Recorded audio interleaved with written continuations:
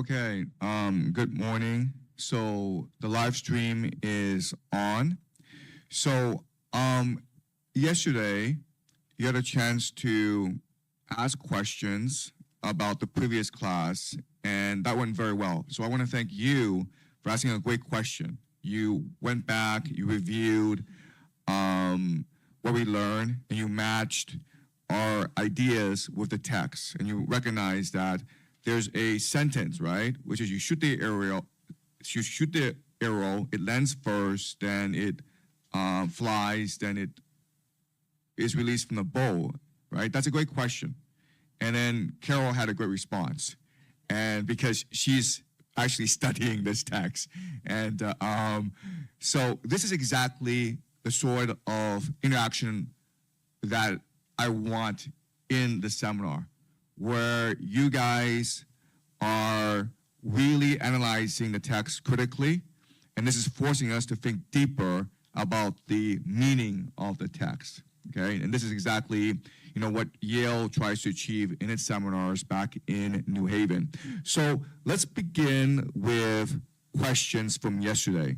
You had a chance to go back and review the text. Again, it's really important that you guys spend time rereading the text to make sure you understand what's going on, okay?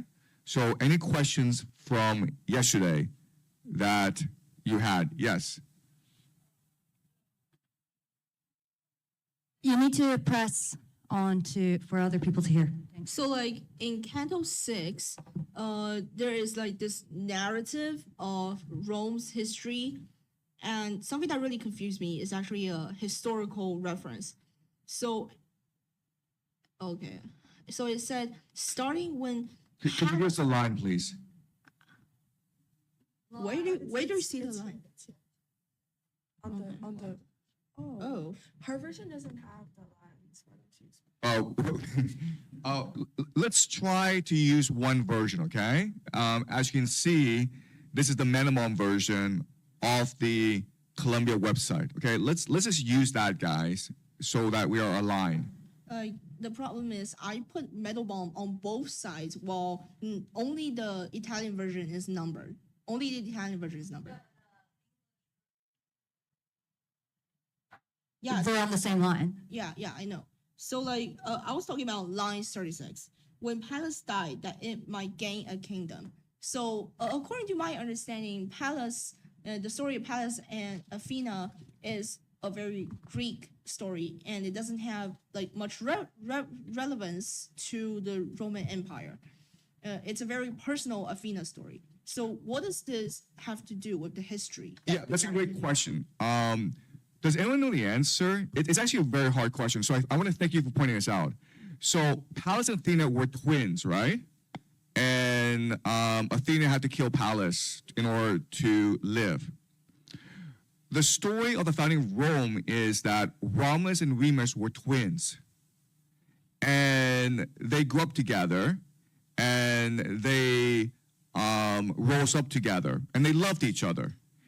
And then after they defeated like an evil uncle, they were assigned a plot of land, which became modern-day Rome.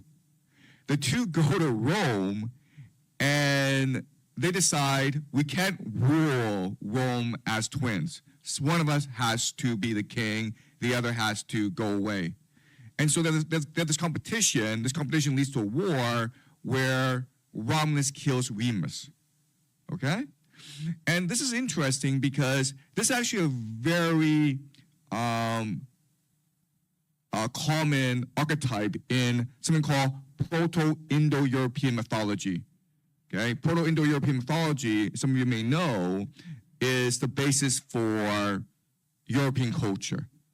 Okay, so the archaeologists believe that the Proto-Indo-Europeans lived in the steppes of modern-day Ukraine, and they spread around the world to Europe, to India, to Iran, and they really conquered most of the world, and they did so with a certain mythology of conquest, okay? And at the very basis of this mythology is that you must kill the person you love, you must kill your twin in order to climb to power. And this is what it refers to, all right?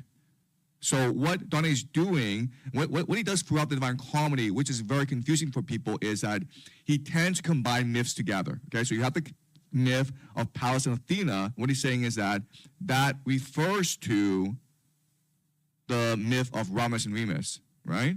Because we all know, because in this context, okay, this is the 14th century. Obviously, you're gonna have to be very well educated to read Dante. So everyone knows the mythology of Romulus and Remus, and then what Dante does in this one line is it also reminds us of the legend of Pallas and Athena. Okay, does that make sense? A follow-up question, because according to my understanding and according to Wikipedia, which is not a credible source, but is valuable for basic understanding, Pallas and Athena were not in direct opposition. Like, they were not fighting over a territory. Athena loved Pallas and accidentally killed her. So while the theme of killing a twin is the same, I don't see how this has to do with a territorial dispute. Okay. So again, the idea is that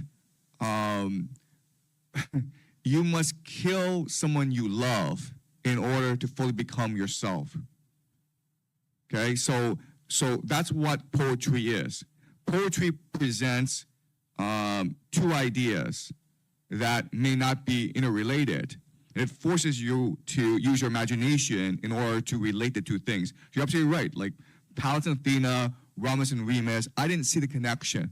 And what Dante is doing is by putting them together with the grammar, it forces you to see the connection, okay? What is a simile? A simile is an unseen connection, right?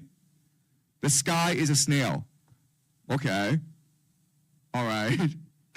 The sky and snail, they have nothing to do with each other, but because I put these two together, it excites your imagination to see the connection. Okay, that's what poetry is. Does that make sense? Okay. All right. Yes. Thank you, Carol. Yes. Thank you so much for the questions. I want to preface today, it's our third day, and say that I've been really grateful for the open and candid dialogues and questionings we've had, because this may not be happening elsewhere in the world. That's one, so kudos to all of you. Second, I was very happy to hear from one of you this morning who said, I love the music, because I played some music before class started this morning, and it was actually Jack Johnson, whom someone else said was from his college days. The reason I played some music is because I want to read a really short portion of his lyrics to you and kind of give you a glimpse of how I think it might be helpful to be approaching Dante and poetry and beautiful works of art in general. So this is from 20 years ago, Upside Down, Jack Johnson. Who's to say what's impossible? Well, they forgot this world keeps spinning, and with each new day, I can feel a change in everything. And as the surface breaks, reflections fade, and in some ways they remain the same. And as my mind begins to spread its wings, there's no stopping curiosity. So I hope to be hearing from more and more of you, hear that you're curious, hear that you're adding to the conversation, even despite thinking that you may disagree amongst yourself. But that's part of the leap of faith that John talked about yesterday. Yep. So thank you. Well, thank you, Carol. Absolutely. And as you can see, what's happening is that across time, across space, different artists, whether they're poets, they're musicians, they're trying to convey the same message. So you have to think it might be from the same source, right? And that's what Dante is trying to explain in Divine Comedy. There is a common source. And from this common source, we can generate our creativity. Okay, any other questions from last class before I begin? Yes, thank you.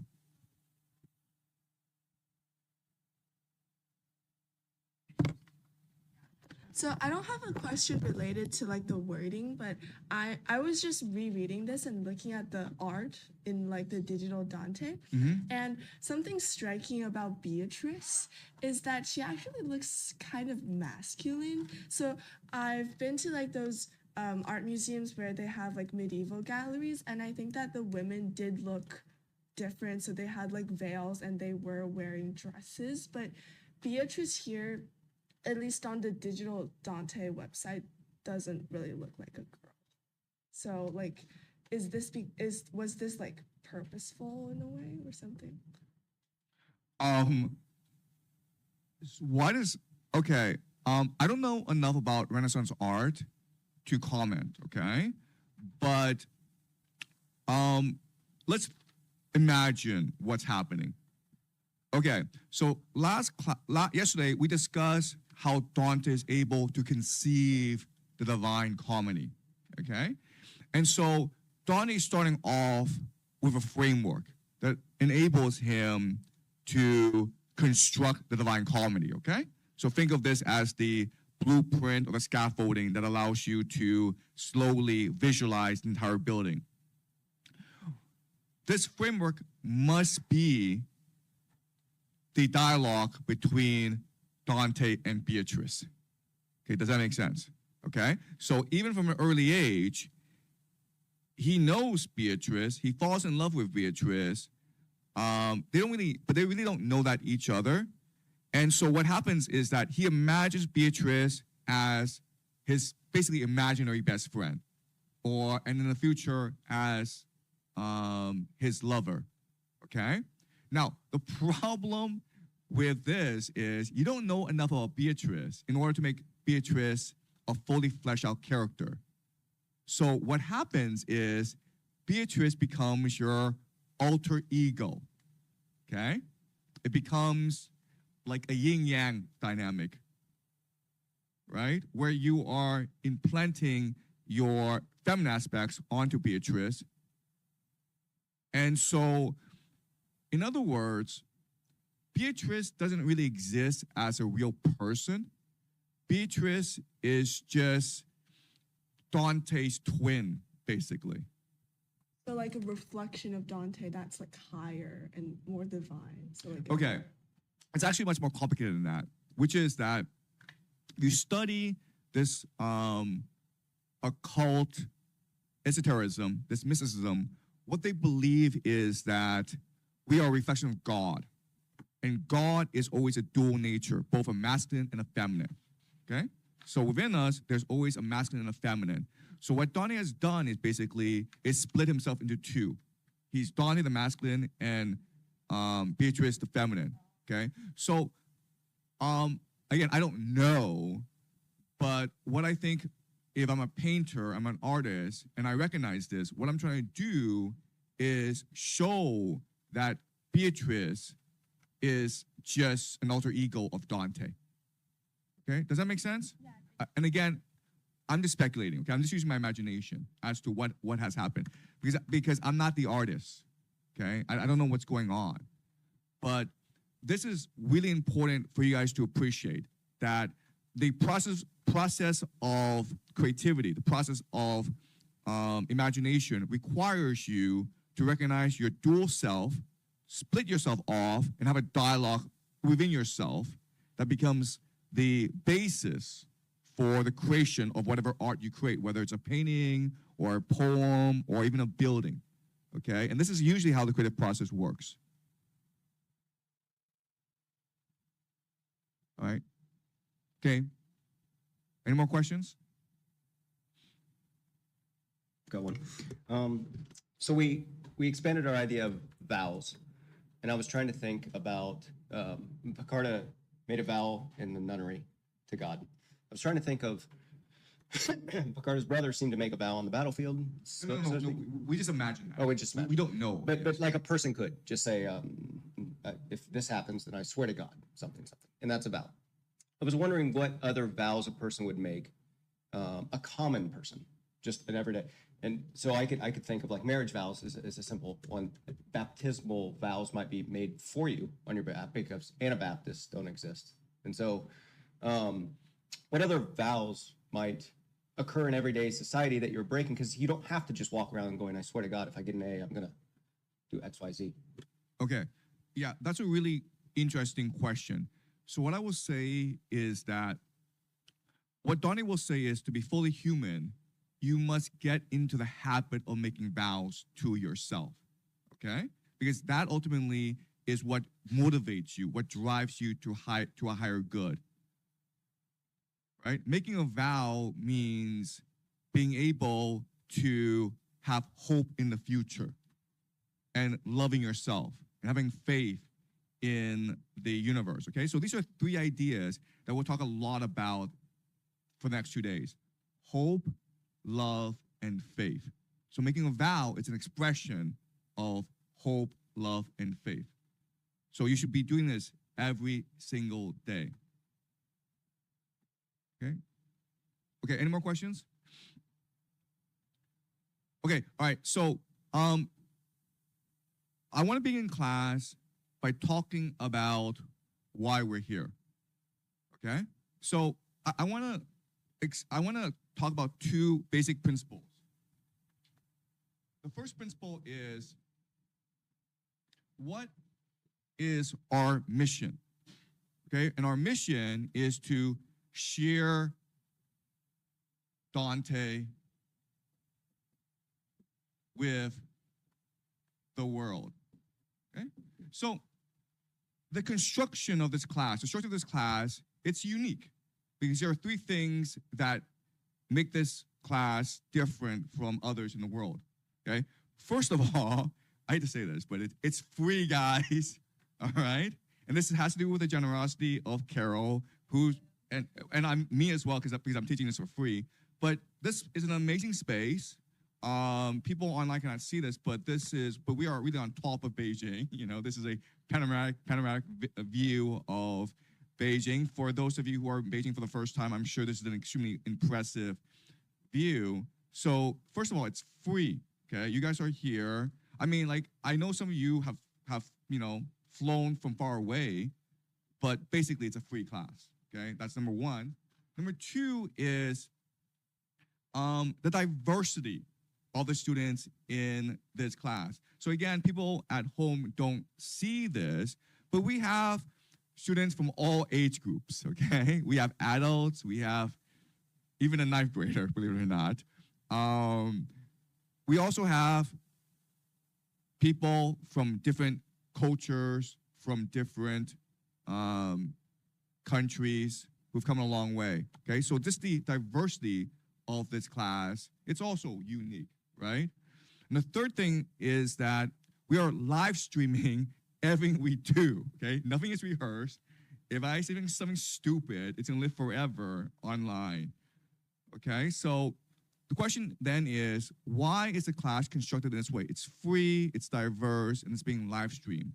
And the reason why is that as a group, we are trying to prove to the world that anyone, anywhere can love Dante.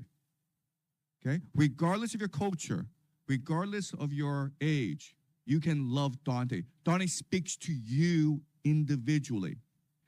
And together, we're trying to show the world that anyone can read and love Dante and give them the tools and the thought processes in order to fully understand Dante and set everyone on that journey.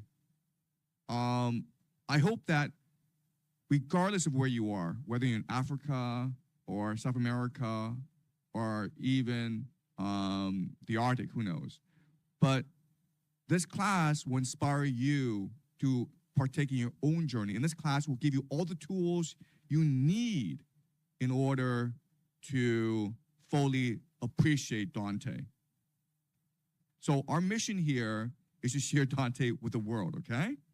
It is an act of love, it is an act of faith, it is an act of hope. And we have to remember that. That is our central mission. In order to achieve the central mission, you yourselves must, in this room, okay, must fully engage Dante and fully put your heart into Dante. And to do that, You have to remember how to truly understand Dante. And the trick is this, okay? It is to learn Dante so that you may teach it as an act of love. Okay, so this is the key. If you truly want to understand Dante, you have to read and learn Dante and imagine that you're doing so that one day you can teach it to someone that you truly love as an act of love. All right?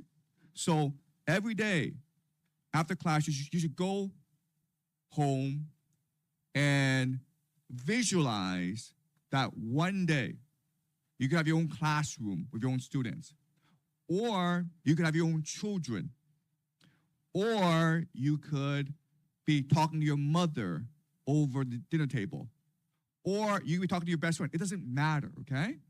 But imagine yourself like Dante in heaven with Beatrice. And what are they doing? They are debating each other. They're learning together. They're sharing with each other. That is the true act of love, okay? So I guarantee you, if you put yourself in the frame of mind that I'm here today so that tomorrow I can share Dante with someone I love as an act of love, you will truly understand Dante. Okay? So these are the two things I want you to keep in mind. Our mission here in this classroom is to co-create together a classroom so that everyone in the world can listen in and love Dante. We are spreading Dante throughout the world. That is our central mission. Nothing else comes before this.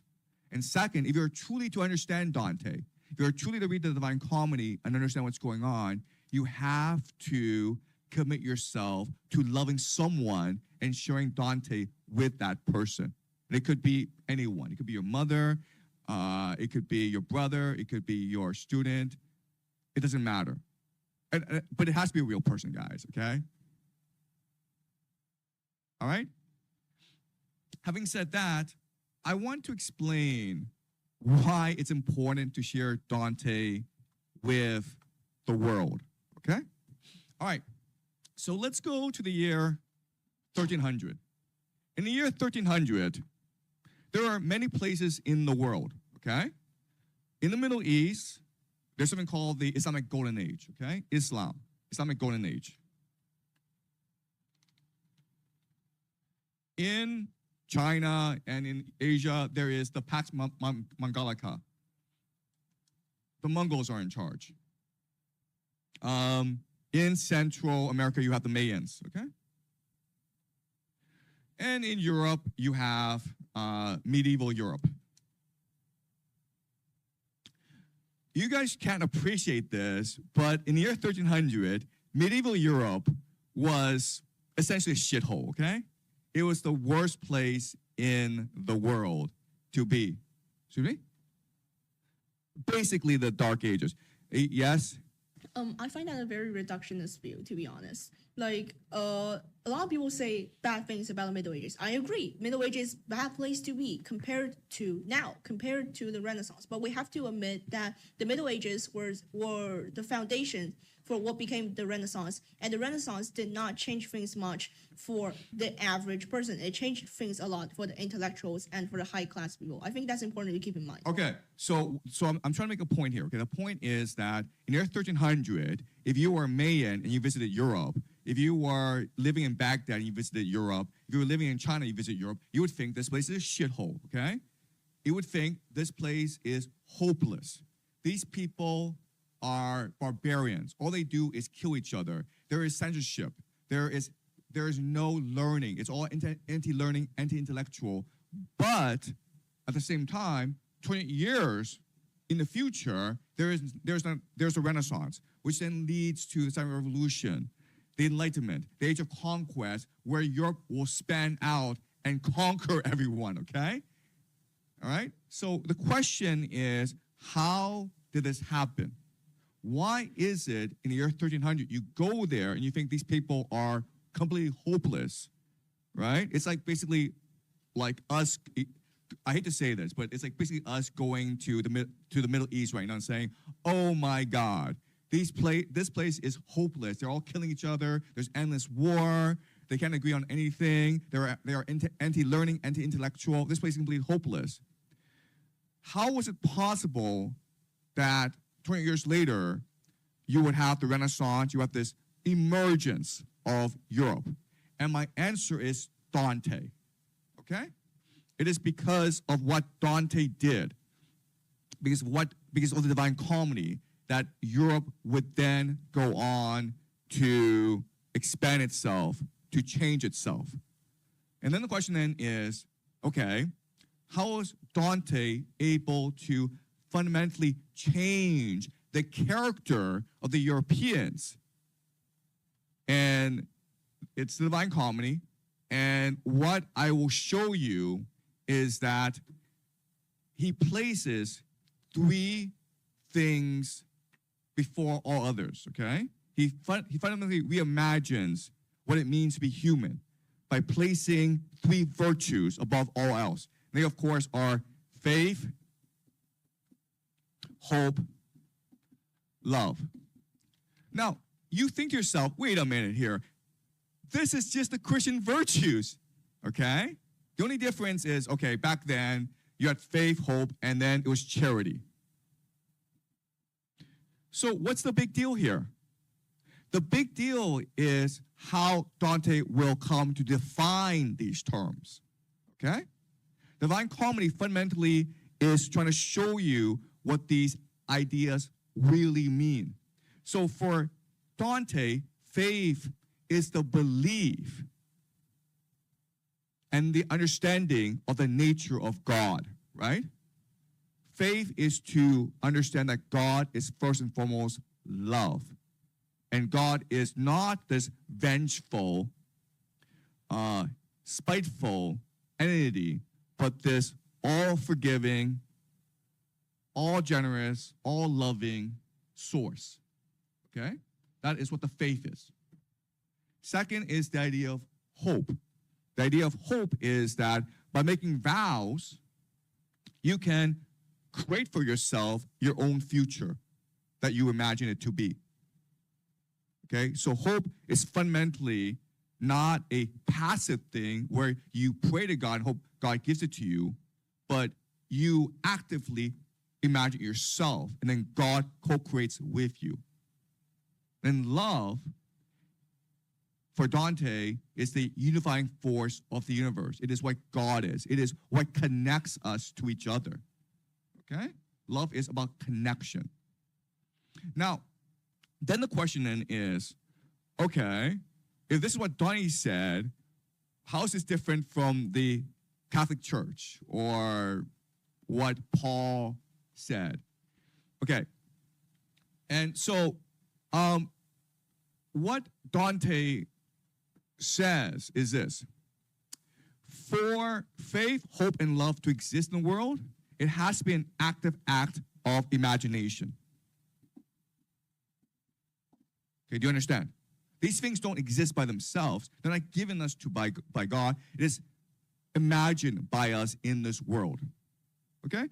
And what allows for the imagination to take place is poetry, which of course is Divine Comedy. So imagine the Divine Comedy as really the big bang of Western civilization. Okay? It is what starts modernity because it enables us to imagine faith, love, and hope. All right? So for people at this time in the Middle Ages, this is a revolution. We don't think this is a big deal now because we live in a world created by Dante. But before Dante, before the Big Bang, people imagined these things as fundamentally about obedience. Okay? Just obey authority. Obey the church. Obey the priest, and you'll be good. That is what faith, love, and hope is. Okay? Now, what's interesting is that this idea that everything is based on obedience also comes from poetry. But it is Virgil, okay, the Aeneid. And this is something we'll discuss later on, okay, next week. Okay, do you understand? So what I'm trying to tell you is that at the fundamental core of the universe is a spiritual war between two poets, Virgil and Dante. Virgil, through his poetry, makes us believe that through obedience, we can achieve faith, hope, and love.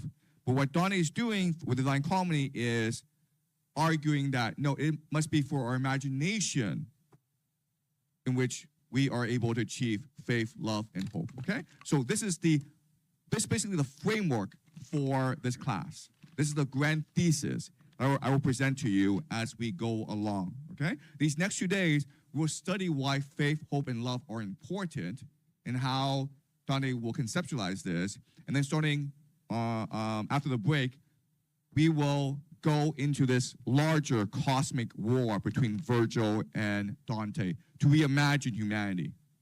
All right? So that's a plan. Yes?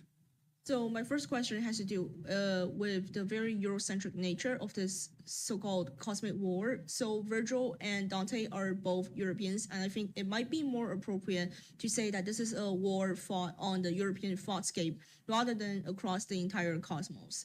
And the second part is I'm a little bit confused when you're talking about obedience. So you said that Dante speaks against obedience, but he speaks for the obedience of vows and obedience to God. So how is that different? Okay, so let me answer your second question first, okay? Okay, so it's really a difference between how you perceive your role in the world. Are you an active participant in the world, or are you a passive participant in the world? According to Virgil, according to the Catholic Church, I should also point out that this idea of obedience comes from two major theologians of the Catholic Church. They, of course, are Paul and Augustine, okay? Paul, who is the founder of the Catholic Church, and Augustine, who is the major theologian of the Catholic Church, who will systemize the teachings of Paul, okay? But they get the ideas from Virgil, all right?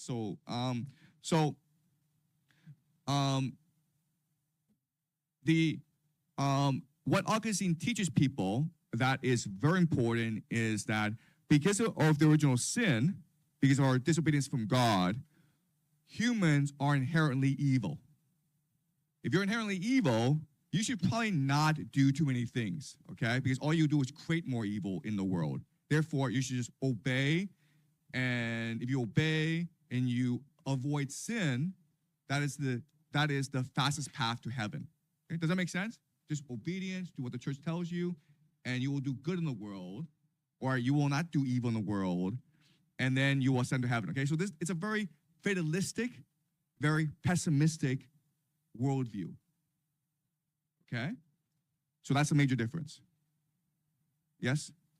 Can I add to this? I actually was rereading and researching last night City of God by Augustine, and he would say that because of the fall, let me pull up my notes, because of the fall,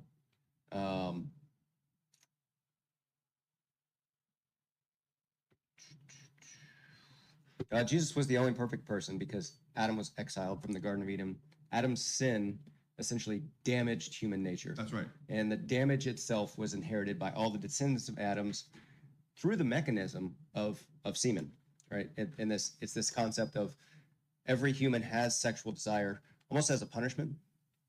And even the saints and the most holy people of all time who denied themselves, they would be celibate. They're denying themselves sexual desire. Augustine calls this fake. He is not impressed with this at all, and he would say like, it's a person who's like fasting. They're still hungry, right? And it's that hunger, that desire, that you cannot fake. It's still there, right? And so the greatest saint and the worst criminal are all equally fallen before God. Yes, exactly. So you can appreciate this is what's being taught at this time, right? we are just completely hopeless. We are beyond salvation. We are just beyond redemption. Just don't cause any trouble, guys. Just obey, and then when you die, maybe God will save you, okay? So it's a very pessimistic, very fatalistic viewpoint. But when you read the Divine Comedy, it's very optimistic. It's very hopeful, okay? It's just emits love, okay? So thank you so much for that, okay? All right, great. All right, so let me answer the second question, which is Virgil and Dante are European, and so therefore they don't speak for all of humanity. Okay, so I'm going to get into a lot of trouble for saying this, but I don't perceive poetry as culturally located. Okay, I think poetry is universal. The entire point of teaching Dante in Beijing in the year 2026 to mostly Chinese students from different age groups, high school, university, adults, is to prove the universality of Dante, right? So if Dante is only European, why is it that we have students from China who are really focused on Dante, who find inspiration in Dante? Why is it that if culture really matters that much, how are we able to create this classroom? Could you answer that? What I'm saying is not that they are limited to Europe. I'm saying that they are only representative of Europe. So it's like there are so many types of poetry out there, and you're basically saying that these two are the archetypes. These two are the big bads. These two are the big bads fighting out against each other. I'm saying there might be better archetypes out there. There might be different archetypes out there also fighting it out. Okay, And I'm saying you didn't but acknowledge. like rather than just saying there might be, give me an example. I'm not sure I could pronounce the name, but for example, like in India, there are different types of poetry and holy scripture, and one of these I remember is called the Aranyaka, and they're about the forest. They're about the primal nature of man. So instead of talking about obedience versus disobedience, maybe we can talk about civilization vs primal nature of man. I'm just saying these are different perspectives that Virgil and Dante do not encapsulate. Okay, so I don't know enough about Indian poetry to comment, okay? But the point I'm trying to make is this. In this classroom, we are making certain assumptions. We are assuming the universality of Dante, meaning Dante can speak to everyone of all cultures, of all ages, across all of time, okay? And you need that sort of arrogance or sense of supremacy in order to fully appreciate Dante, okay? So I understand, yes, there must be other great works of literature out there. Show it to me, okay? Rather than tell me you're just being ignorant, you're just being racist, show me, okay? Take it upon yourself to learn this stuff and share it with the world.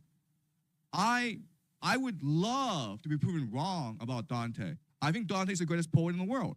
I think Dante speaks for everyone. I think Dante is universal. I think it doesn't matter if you are Chinese or if you are Indian or if you are anyone, okay? You will love Dante if you make the effort to appreciate Dante. And I don't think anyone else compares to Dante. I make this arrogant statement.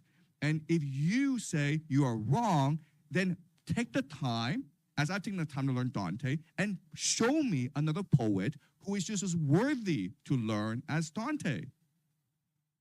I'm not saying that you're racist. I'm not saying any of these things. I don't know why you arrived at the conclusion. I am saying that it is part of our academic responsibility to limit ourselves as researchers to what we know and what we do not. And I agree with you. You are making a very arrogant statement, and perhaps that statement has a place in this class. But my point is, it is part of your academic responsibility to limit the scope of that statement. Okay, this is not an academic classroom, okay? This is not designed to be an academic classroom. I already said what our two missions are, right?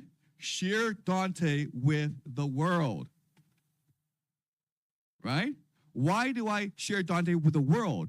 Because I think that in this time and age, when there is war, when there is hopelessness, when there is conflict, I believe that resummoning Dante to this world, spreading Dante to this world will give humanity hope.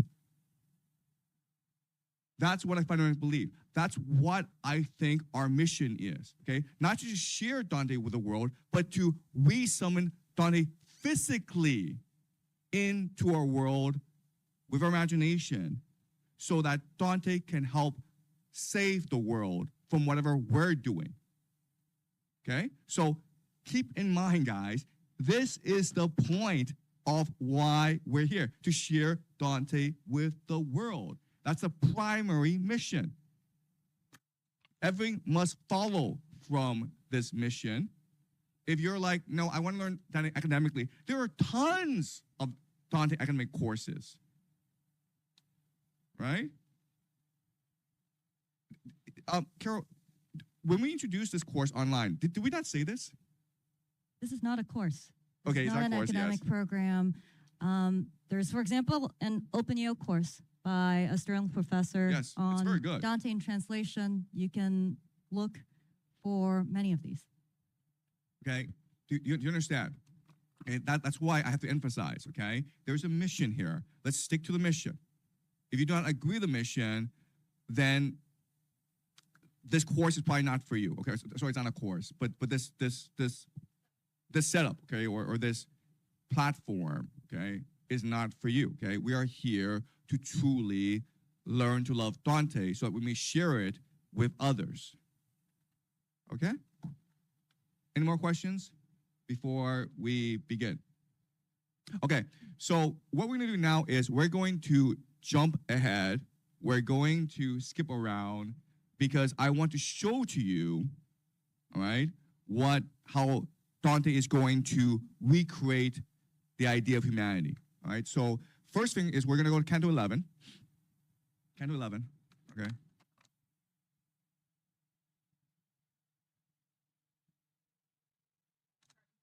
Yep.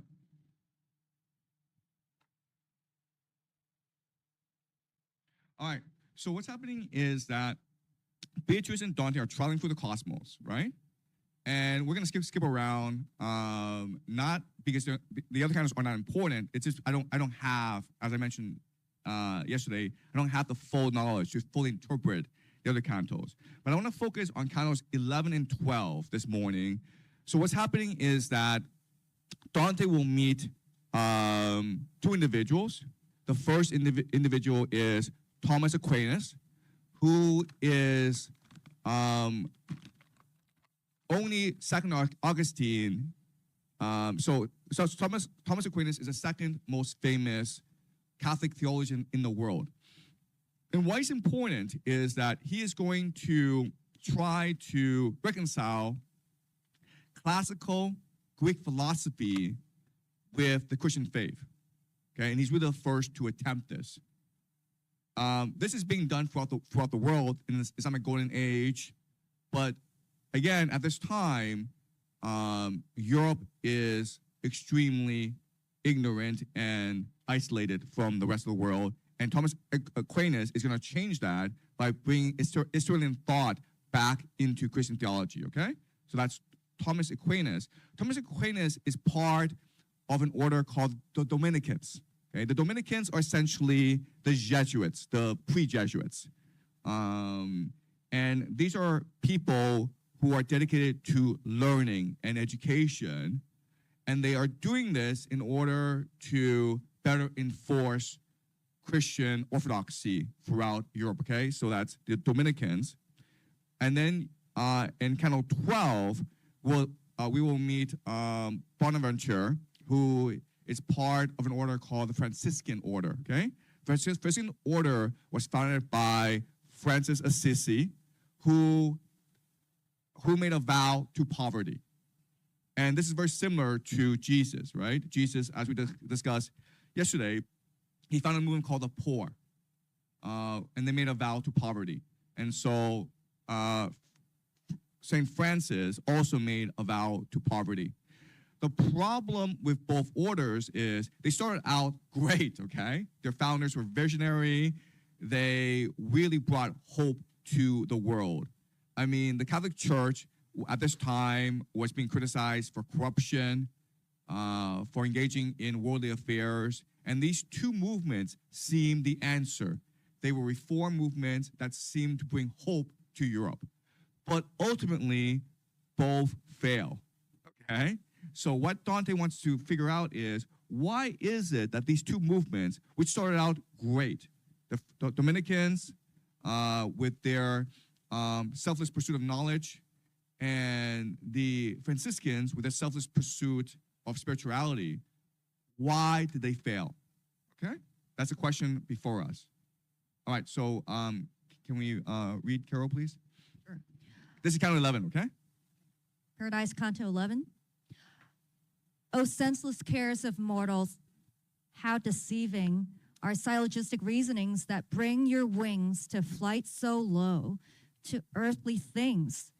One studied law, and one the aphorisms of the physicians. One was set on priesthood, and one through force or fraud on rulership. One meant to plunder, one to politique, one labored, tangled in delights of flesh, and one was fully bent on indolence. Okay, so here Dante is criticizing academic studies, right? Okay? What is his concern about academic studies at this time? What does he mean? Anyone? Yes? They all have ulterior motives. Good, yes. That they focus too much on the material and not the spiritual. Yeah, exactly, okay? So the idea is syllogistic reasonings, okay? Rather than use your mind to pursue God and the truth. Yes, did you have a question? No, I was trying to answer your question too. So like, I'm reminded of something in Crusader Kings, the game. Like you can have your priest justify your claim to a plot of enemy land through theology. So what he's saying here, how I understand it, is that he's saying that theology is not studied for its own sake, but to amass power. Exactly, okay? That's what everyone agrees on, right? This is a problem with theology, with academics at this point in history. Quite honestly, it's no different for today, by the way. But he points out this is a real problem, okay? Keep on going. Verse 10, while I, delivered from our servitude to all these things, was in the height of heaven with Beatrice, so gloriously welcomed. After each of those spirits had returned to that place in the ring where it had been, it halted like a candle in its stand. And from within the splendor that had spoken to me before, I heard him as he smiled, become more radiant, more pure, begin. So he, of course, is Thomas Aquinas, all right, who will explain the Franciscan order, okay? So this is weird because Thomas Aquinas is of the Dominican order, but he will explain the glories of the Franciscan order. Now, what he will do is he will criticize his own order. And then the next canto, we'll meet another guy, Bonaventure, who is of the Franciscan order, praise the Dominican order, and then he criticism on his own order, okay? All right, keep on going. Verse 19, even as I grow bright within its rays, so as I gaze at the eternal light, I can perceive your thoughts and see their cause. You're in doubt. You want an explanation in language that is open and expanded, so clear that it contents your understanding of 2 points. Where I said, they fatten well, and where I said, no other ever rose. And here one has to make a clear distinction. Okay, so we skipped ahead, but Thomas Aquinas already is having a conversation with Dante, and they found him well obviously refers to corruption in the Catholic Church, okay? So he's trying to explain how this happened. Okay, keep on going. Okay. Line 28, the providence that rules the world with wisdom so fathomless that creatures' intellects are vanquished and can never probe its depth, so that the bride of him who with loud cries had wed her with his blessed blood might meet her love with more fidelity and more assurance in herself, on her behalf commanded that there be two princes, one on this side, one on that side, as her guides. Okay, so these are the two most important tercets of this canto. Okay, so let's try to unpack this. Does anyone know what the bride of Jesus is? The bride of God. What is the bride of God? Well, if I was a heretic, I would say Mary Magdalene. No, guys. It's the Catholic Church, right? The bride of God. Yeah. Okay. If I was a heretic. All right. The bride of God is the Catholic Church. Okay. So how's the Catholic Church founded? It was founded through the sacrifice of Jesus, right? So after Jesus was crucified, the Catholic Church came into being in order to continue Jesus' mission on earth, right? So the Catholic Church made a vow to God that we will be forever married, and I will forever promote your message in the world, okay? And in order to achieve this, what will happen is they will give rise to two princes to ensure that the mission continues despite the corruption and the decay of the Catholic Church. And these two princes are Saint Francis, who will found the Franciscan order, who are devoted to poverty, and then Dominic, who founded the Dominican order, who will promote themselves, who will dedicate themselves to learning as well as promoting Catholic orthodoxy throughout Europe, okay? These are the ones who are responsible to squash all heresies, okay? All right, so this is the origins of the Catholic Church. Keep on going. Verse 37, one prince was all seraphic in his ardor. The other, for his wisdom, had possessed the splendor of cherubic light on earth. So the sheriff and the cherubim are two orders of angels, okay? So the angels have taken possession of these two individuals, Francis and Dominic, and it's the angels who will guide them in their mission. Okay. Verse 40, I shall devote my tale to one, because in praising either prince, one praises both. The labors of the two were toward one goal. Okay, so he's going to talk about Francis, okay? Keep on going. Verse 43, between Topino's stream and that which flows down from the hill the blessed Ubaldo chose, from a high peak there hangs a fertile slope. From there, Perugia feels both heat and cold at Porta Sole, while behind its sorrow, Nocera and Gualdo under their hard yoke. From this hillside, where it abates its rise, a son was born into the world, much like this sun when it is climbing from the Ganges. Therefore, let him who names this site not say Ashesi, which would be to say too little, but Orient, if he would name it rightly. That sun was not yet very distant from his rising, when he caused the earth to take some comfort from his mighty influence. For even as a youth, he ran to war against his father, on behalf of her, the lady unto whom, just as to death, none willingly unlocks the door. Before his spiritual court at Coram Patre, he wed her. Day by day, he loved her more. She was bereft of her first husband, scorned, obscure for some 1,100 years. Until that son came, she had had no suitor. Okay, all right, so let's try to figure out what's going on, okay? Francis married someone, okay? He married this person in defiance of his family, of his father, okay? Does anyone know the story of Francis Assisi? Okay, can you explain who he is and what he did? So basically, he's a saint, obviously, and the founder of the Franciscan order. And his whole thing is that he's really poor, really poor, poorer than Augustinians, poorer than Dominicans. Okay, And sorry. How did he become poor? He gave away all his riches. Okay, so he's born rich, okay? He's born into a wealthy family, and he said to his parents, I don't want this, okay? I want poverty. So he rejected his family, he rejected his legacy, he rejected his community in order to wed poverty, okay?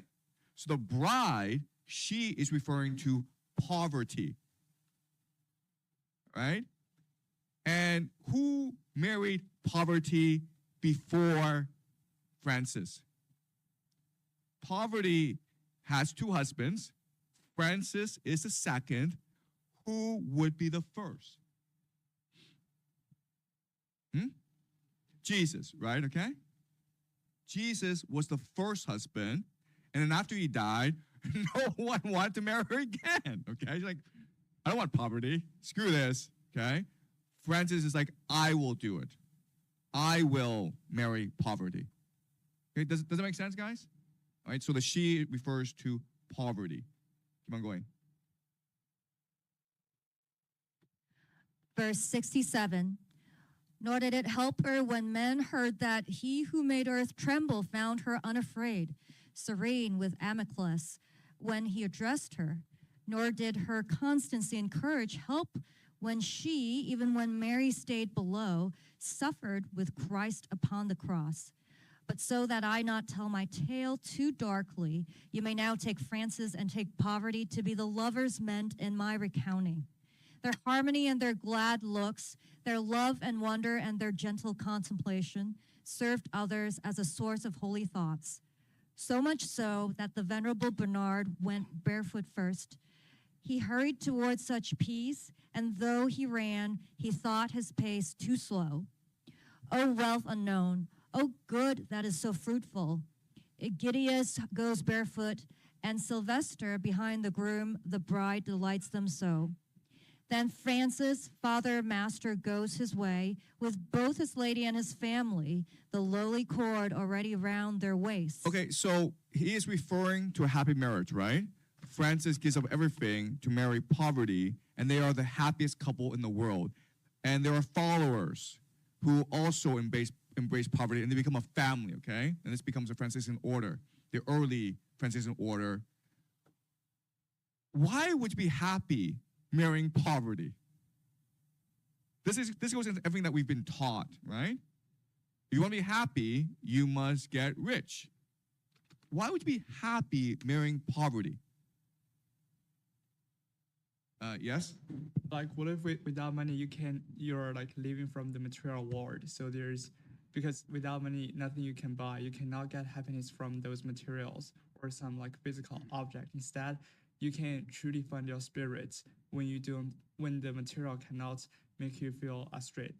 Yeah, okay, so what you're saying is that money sort of blinds you, right? You focus on money, you focus on the material world, and that blinds you from a greater truth. Okay, good. Anyone else?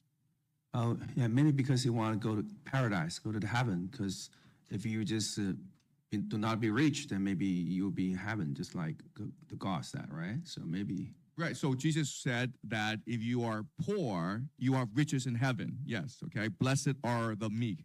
Yes?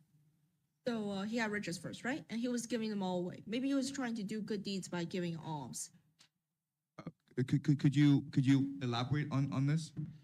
So like, he has all this money, and to get rid of it, to become poor, he doesn't chuck it in the river. He gives it away to like beggars, to vagrants.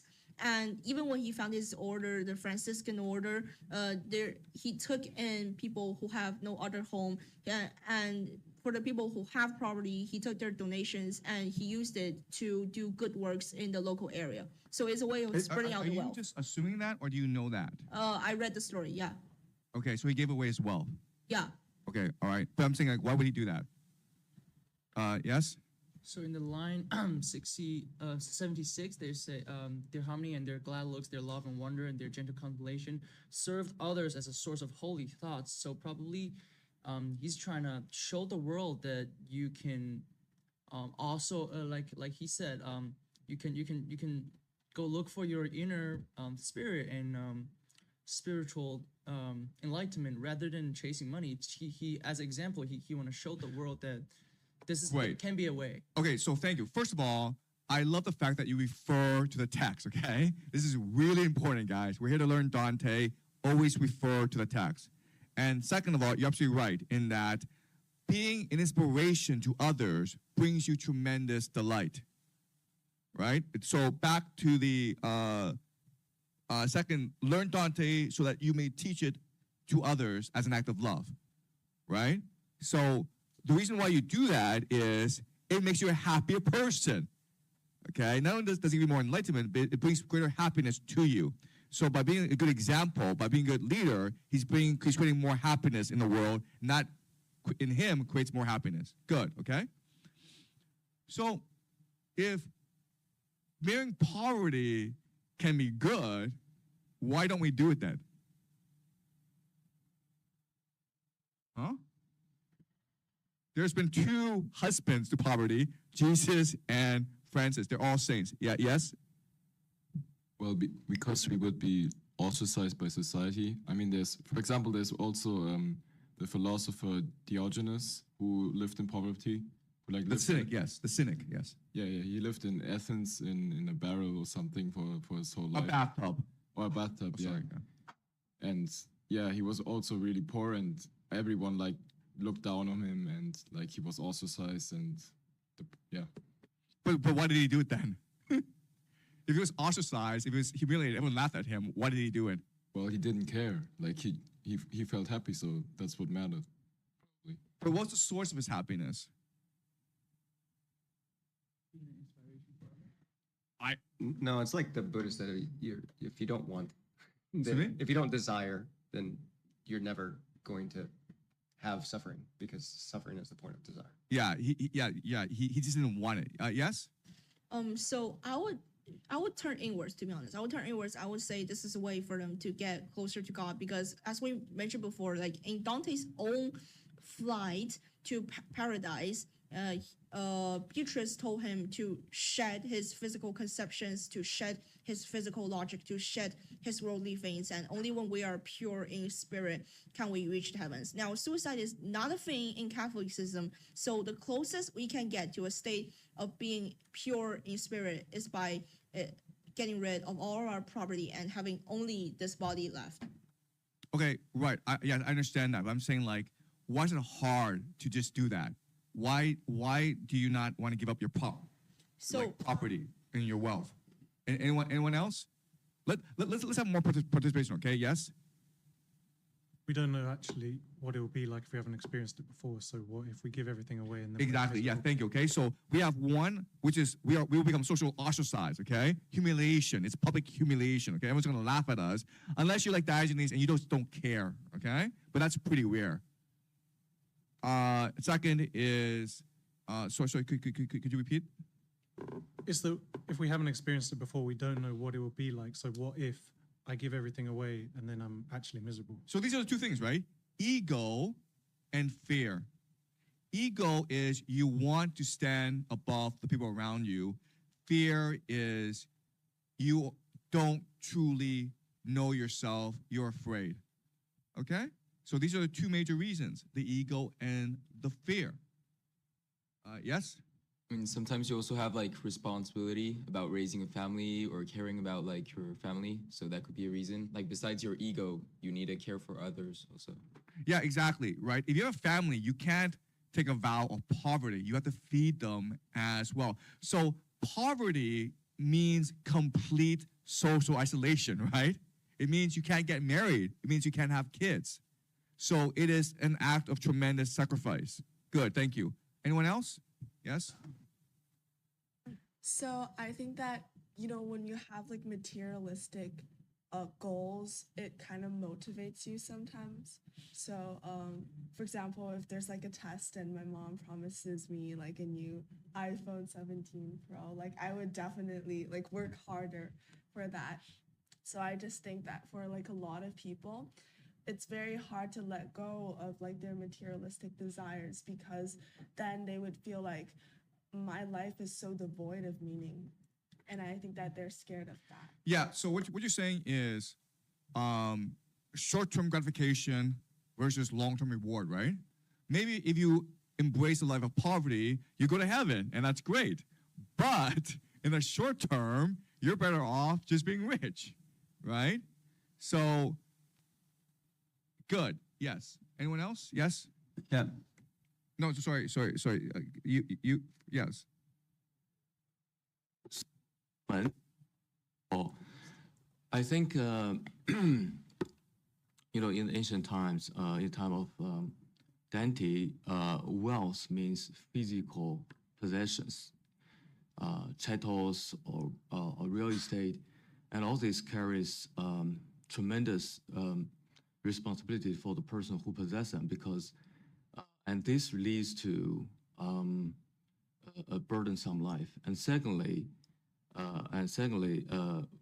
just going back to the text, I think when the Franciscan and the Aquinas, the Dominican, they praise the other and criticize themselves, there might be a new interpretation which I think might be interesting. Which, if we if they what if these two criticize themselves because they do not have equal wealth and equal knowledge.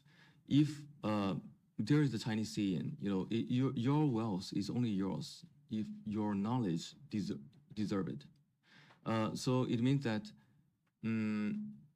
if your wealth is equal to your knowledge, maybe it's a good thing.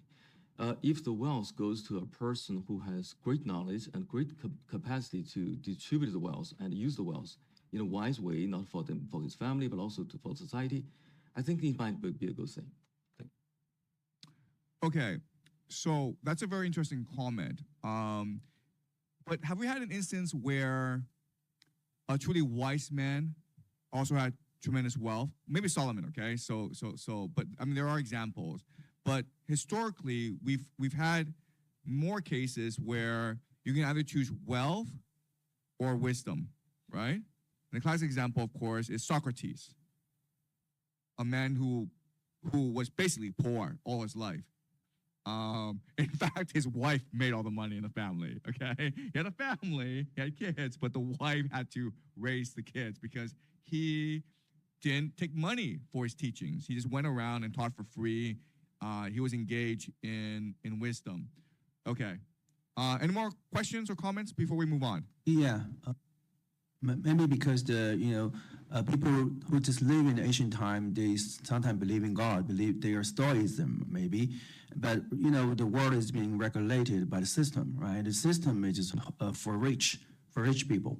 The people who have money, it means that they have right to talk and they have right to do whatever they want. So maybe just because the social system just want people to be rich. If you can be rich, then you will be one of us. But if you do not, you have your own wisdom, then sorry, I won't give you the right. I won't give you the money. Maybe that's the problem. Okay, that's an interesting point, okay? This is certainly true for our world, where all that matters is money. Money moves around the world. But this is not true, actually, in medieval Europe, okay? Medieval Europe, yes, there's hypocrisy where the Catholic Church is filthy rich. They own a third of all the land in Europe. That is true.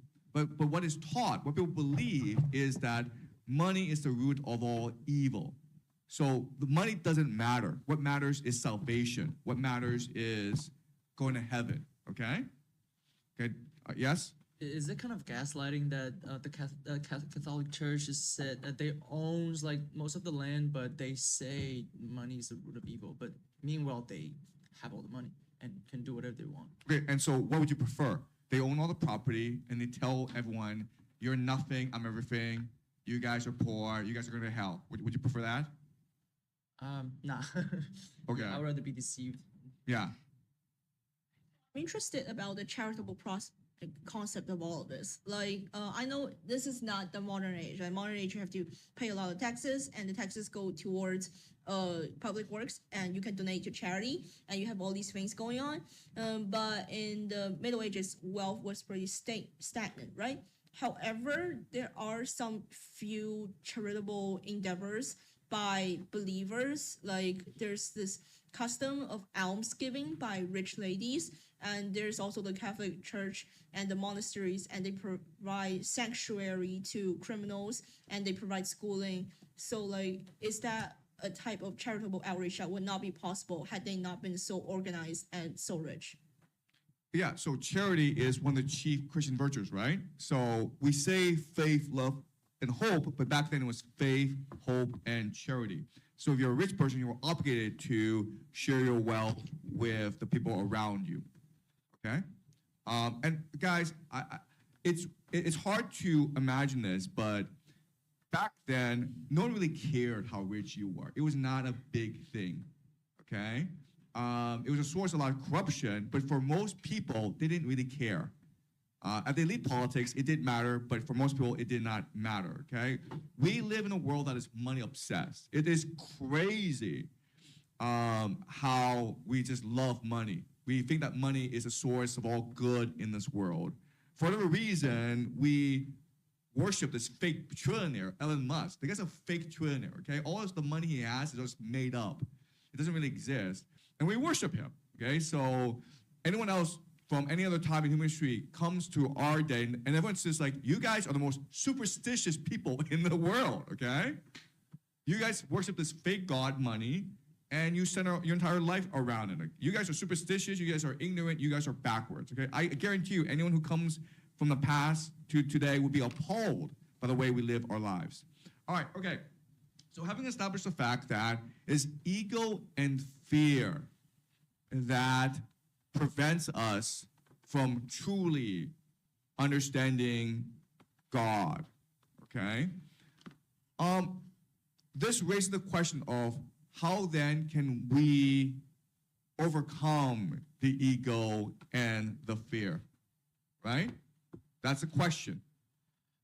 Okay, and this is a central question if we are to save humanity, or if Dante is going to reimagine humanity. Okay, keep this in the back of your mind. How do you overcome ego and fear? I've already given you the answer, faith, hope, and love, but let's examine what this really means, okay? All right, so can you continue, Carol, please? Verse 88. Nor did he lower his eyes in shame because he was the son of Pietro Bernardone, nor for the scorn and wonder he aroused, but like a sovereign, he disclosed in full to Innocent the sternness of his rule. From him he had the first seal of his order. And after many of the poor had followed Francis, whose wondrous life was better sung by Glory's choir in the Empyrean, the sacred purpose of this chief of shepherds was then encircled with the second crown by the eternal Spirit through Honorius. And after, in his thirst for martyrdom, within the presence of the haughty Sultan, he preached of Christ and those who followed him. Okay, so Francis is being described as the exemplar of faith, hope, and love. Why? Because not only did he embrace poverty, but he went to the Islamic world and tried to convert the Sultan, okay? That is the exemplar model of faith, hope, and love. Okay, does that make sense? Okay, keep this image in the back of your mind. This man who is a Christian from this backward place called Europe, he goes to probably the wealthiest place in the world, and he tries to convince the Sultan that, hey, you're wrong. You're worshiping the wrong God. And let me tell you why, okay? Keep on going.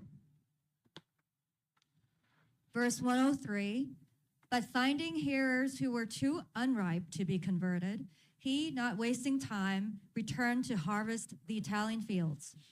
There, on the naked crag between Arno and Tiber, he received the final seal from Christ, and this his limbs bore for 2 years.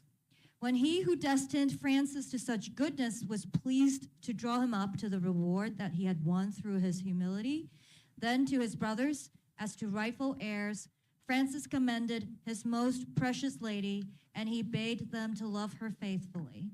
Okay, so you guys understand what's happening, right?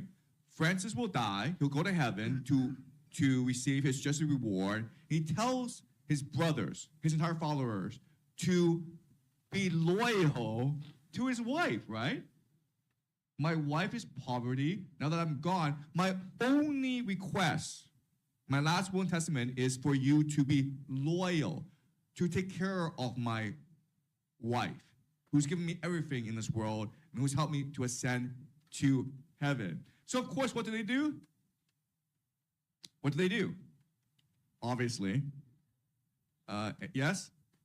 They're not disloyal, or they abandon poverty. And by how?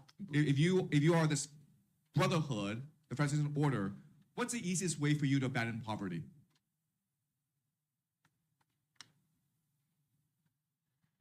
Marry someone who are rich.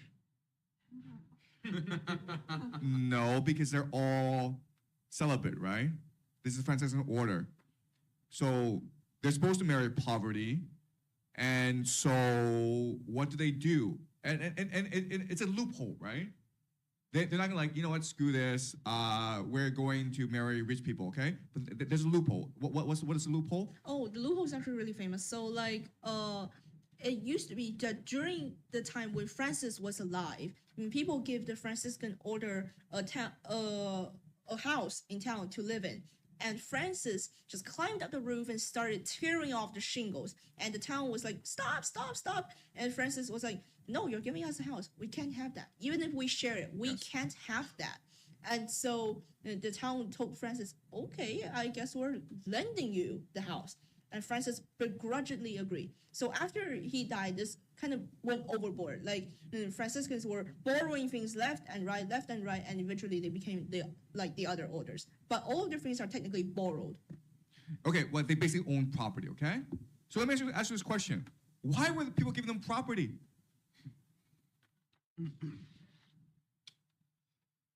Why were people giving them property? So did they say something like, give us property and then you can perhaps ascend to heaven, or like The Franciscans didn't say spiritual this. wealth? The Franciscans would never ever say this, okay? They would never say, if you make me rich, I'll make you go to heaven, okay? That's not what happened. Like donate to our just cause. No, they would never say that. But what happened? Yes, you go first and then you, okay? Yeah, you should be poor, so I'll take your property from you. No, they would never ever do that, okay? They would never do that. What happened?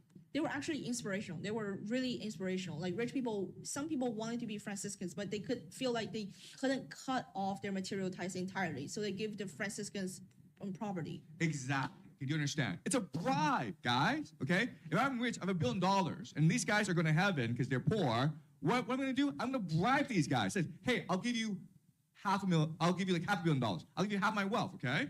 I still keep a $500 million. You get a $500 million, and we all go to heaven, guys. What a great deal.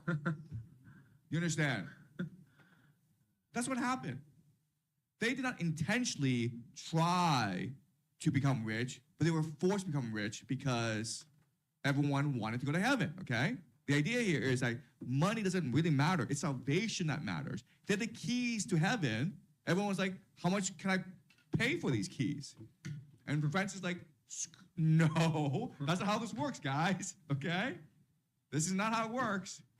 But if you are not Francis and you're just this normal human being, and people are offering you like billions and billions of dollars, it's hard for you to refuse, okay? And that's what happened.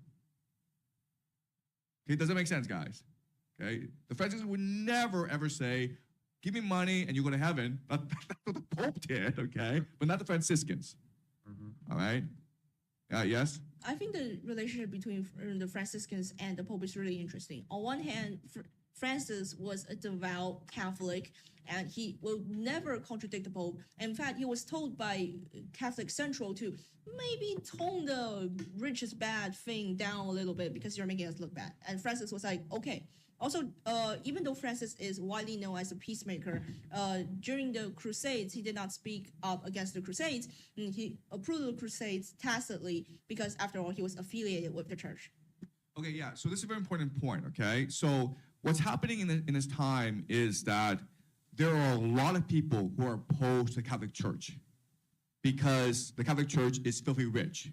and they were like, wait a minute here. Jesus was poor. He said, don't be rich. And you guys are filthy rich. Okay? And they were like ostentatious about it. Like, just go to Rome, man. Okay? Go to the Vatican. It's the wealthiest place in the world. So there's all this criticism, and a way for the Catholic Church to deal with this criticism is to sponsor the Franciscan order, right? As a way to co-opt these people and show, you see, there are people in the church who are dedicated to poverty. So the Franciscans were a useful political pawn for the church to maintain legitimacy, okay? Right, so thank you for that. All right, let's keep on going. Verse 115, and when returning to its kingdom, his bright soul wanted to set forth from her bosom, it, for its body, asked no other buyer. Consider now that man who was a colleague worthy of Francis.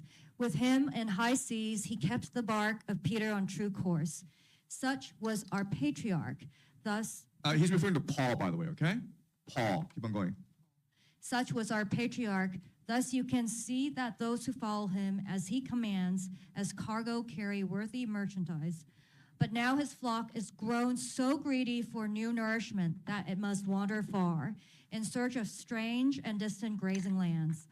And as his sheep, remote and vagabond, stray farther from his side, at their return into the fold, their lack of milk is greater. Though there are some indeed who, fearing harm, stay near the shepherd, they are few in number. To call them would require little cloth. Now, if my words are not too dim and distant, if you have listened carefully to them, if you can call to mind what has been said, then part of what you wish to know is answered. For you will see the splinters on the plant and see what my correction meant, where one may fatten well if one does not stray off. Okay, all right, so this creates a central dilemma, okay? These are people, the Franciscans, who have the most noble purpose, okay? To spread the message of Jesus, to bring hope and salvation to the poorest people, to embrace poverty. These are the best Catholics. But there are two central issues. The first is their ego and their fear, right? The fact that to truly embrace poverty the way that Francis did, you have to abandon society. And no one wants to do that, right? It's a social death. And you're afraid of what it means to be poor. So the ego and the fear. But another issue is that once you truly embrace poverty and you are seen as holy, the entire world wants to co-opt you. They want to bribe you. They want to give you money so that they can share in your holiness. And over time, that accumulates and you just become just as corrupt as everyone else. Okay? So these are the two central dilemmas. And the question then is, how do you overcome this situation? How can you actually bring salvation to humanity if there are these constraints, okay? One is our own psychological constraint of ego and fear. Another is just the social constraint, okay? How anything that's valuable, people will try to buy out. Okay, do you understand the dilemma, right? Okay? And this is a situation that Dante is facing in medieval Europe in the year 1300 to 1321 when he's writing the Divine Comedy. Okay? Any questions before we move on? Okay, all right, let's move on to Canto 12, please, okay? And now we are going to meet Bonaventure, who's going to talk about the Dominican order, and then he's going to criticize the Franciscan order, okay? No, sorry, no, he's going to praise the Dominican order and criticize the Franciscan order, okay?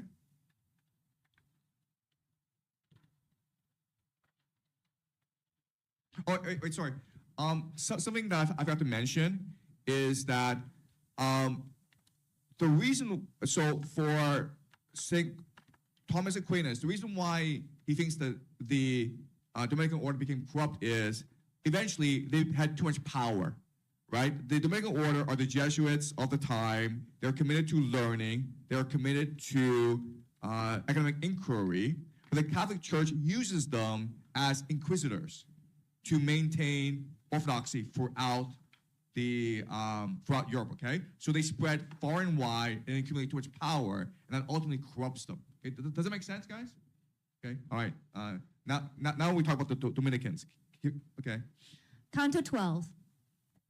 No sooner had the blessed flame begun to speak its final word than the millstone of holy lights began to turn, but it was not yet done with one full revolution before another ring surrounded it, and motion matched with motion, song with song. A song that, sung by those sweet instruments, surpasses so our muses and our sirens as first light does the light that is reflected. Just as, concentric, like in color, two rainbows will curve their way through a thin cloud when Juno has commanded her handmaid, the outer rainbow echoing the inner, much like the voice of one, the wandering nymph whose love consumed as sun consumes the mist. And those two bows let people here foretell, by reason of the pact God made with Noah, that flood will never strike the world again. So the two garlands of those everlasting roses circled around us, and so did the outer circle mime the inner ring.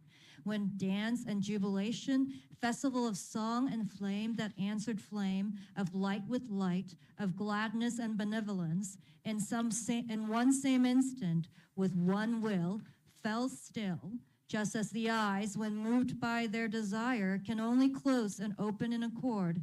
Then from the heart of one of the new lights there came a voice, and as I turned toward it, I seemed a needle turning to the pole star, and it began, "The love that makes me fair draws me to speak about the other leader, because of whom my own was so praised here. Where one is, it is right to introduce the other. Side by side, they fought, so may they share in glory and together gleam. Christ's army, whose rearming cost so dearly, was slow, uncertain of itself, and scanty behind its ensign, when the emperor who rules forever helped his ranks in danger, only out of his grace and not their merits. And as was said, he then sustained his bride, providing her with two who could revive a scraggling people, champions who would, by doing and by preaching, bring new life." Okay, all right. So again, the bride is Catholic Church, and the two champions are Francis and Dominic. Okay, keep on going. Verse 46. In that part of the West where gentle Zephyr rises to open those new leaves in which Europe appears reclothed, not far from where, behind the waves that beat upon the coast, the sun, grown weary from its lengthy course, at times conceals itself from all men's eyes. There Calaroga, blessed by fortune, sits under the aegis of the mighty shield on which the lion loses and prevails. Within its walls were born the loving vassal of Christian faith, the holy athlete, one kind to his own and harsh to enemies. No sooner was his mind created than it was so full of living force that it, still in his mother's womb, made her prophetic. Then at the sacred font, where faith and he brought mutual salvation as their dowry, the rites of their espousal were complete. Okay, all right. So the idea here is that Francis married poverty. Dominic will marry faith. Okay. All right, keep on going. Verse 64. The lady who had given the assent for him saw, in a dream, astonishing fruit that would spring from him and from his heirs, and that his name might echo what he was. A spirit moved from here to have him called by the possessive of the one by whom he was possessed completely. Dominic became his name. I speak of him as one whom Christ chose as the worker in his garden. He seemed the fitting messenger and servant of Christ. The very first love that he showed was the first injunction Christ had given. His nurse would often find him on the ground, alert and silent, in a way that said, "It is for this that I have come." Truly, his father was Felice and his mother Giovanna, if her name, interpreted, is in accord with what has been asserted. Not for the world, but for which men now travail along Tadeo's way, or Ossian's, but through his love of the true manna, he became, in a brief time, so great a teacher that he began to oversee the vineyard that withers when neglected by its keeper. And from the seat that once was kinder to the righteous poor, and now has gone astray, not in itself, but in its occupant, he did not ask to offer 2 or 3 for 6, nor for vacant benefice, nor decimus, quae sunt pauperum Dei, but pleaded for the right to fight against the erring world, to serve the seed from which there grew the 24 plants that ring you. Okay, all right. So let's go into the history of the Dominicans. The Dominicans were founded for a very specific purpose. So at this time in Europe, there's a major threat to the Catholic Church, and it's called the Cathars. Okay, the Cathars. The Cathars.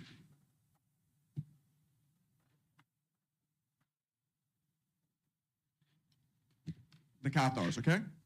And to deal with the Cathars, and they are in southern France, in a place called Albigenese. The Catholic Church launches something called the Albigensian Crusade, okay? And the idea is that these Cathars are what we today call Gnostics. What are Gnostics? Gnostics are people who believe in the ideas that Dante believes, okay? That we have a direct connection to God, who is the monad, the source, and that this material world doesn't really matter. What matters is our spiritual life. And these Cathars are impossible to deal with because they're not afraid to die. In fact, they welcome death, right? Before, the Catholic Church is like, if you don't obey us, we'll burn you at the stake. And the Cathars are like, fine, I'm happy to burn at the stake, okay? So the Catholic Church launches these crusades against the Cathars who are in the southern France, and the Cathars are not afraid to die, and they are so holy and they're so inspirational that the community, who are, by the way, majority Catholic, they rally behind the Cathars and protect the Cathars' right to believe in what they believe, okay? The Catholics are so inspirational that in one famous instance, when the Catholic army, the Crusaders, has basically surrounded a fortress, okay? And again, what's really important to understand is that the majority of people fighting for the Cathars are themselves Catholic. And so what happens is this fortress is about to fall. And the commander of the Catholic army says to the Cathars, we only want you guys. The Catholic people who are protecting you, we'll let them live. And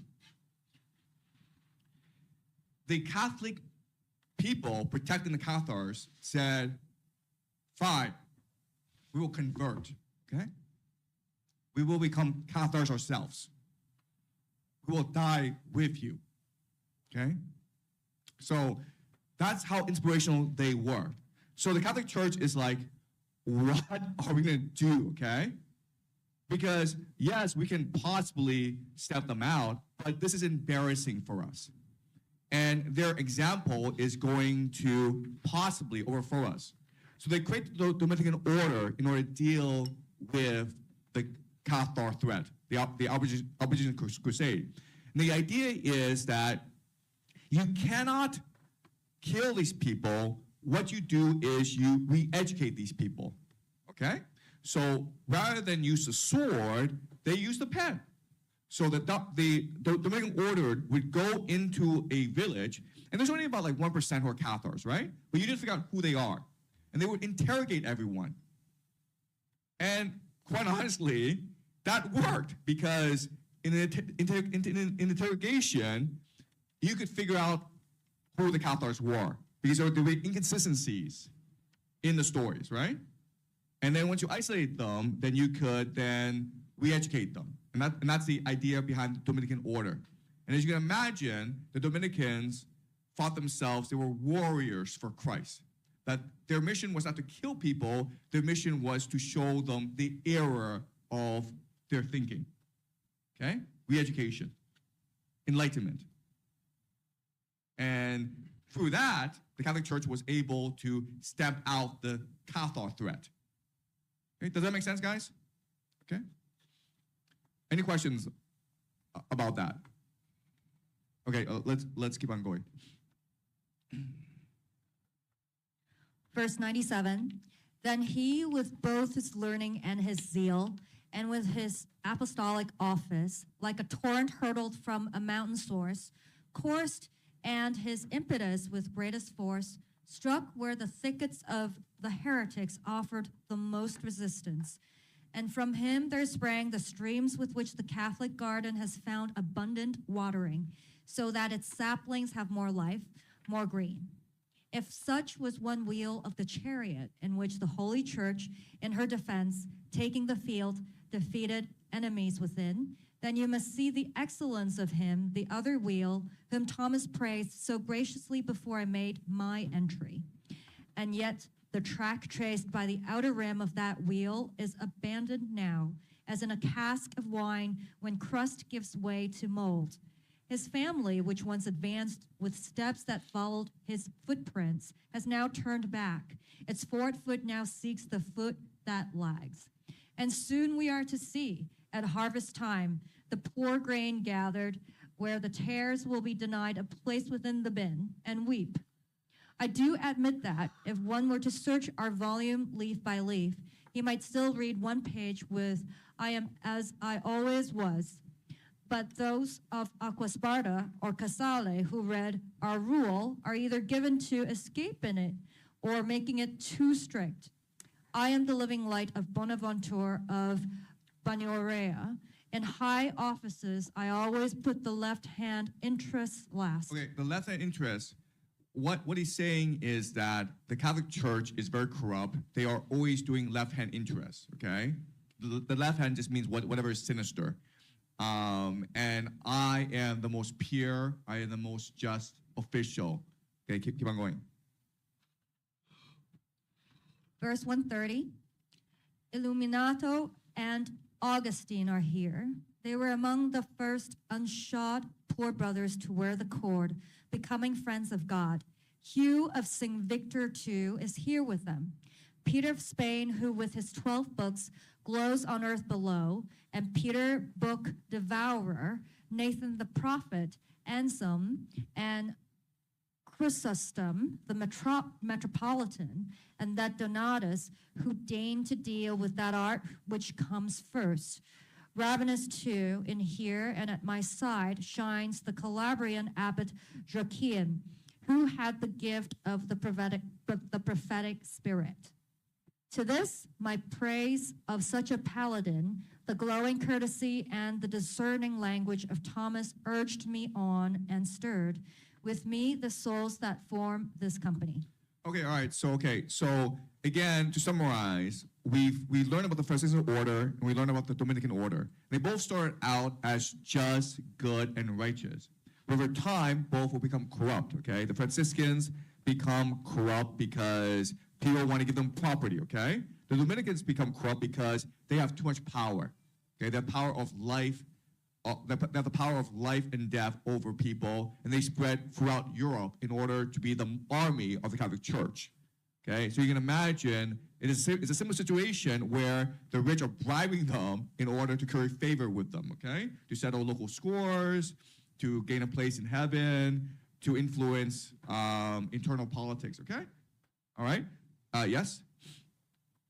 So in this section, we see that they see that the Dominicans are in Paradiso.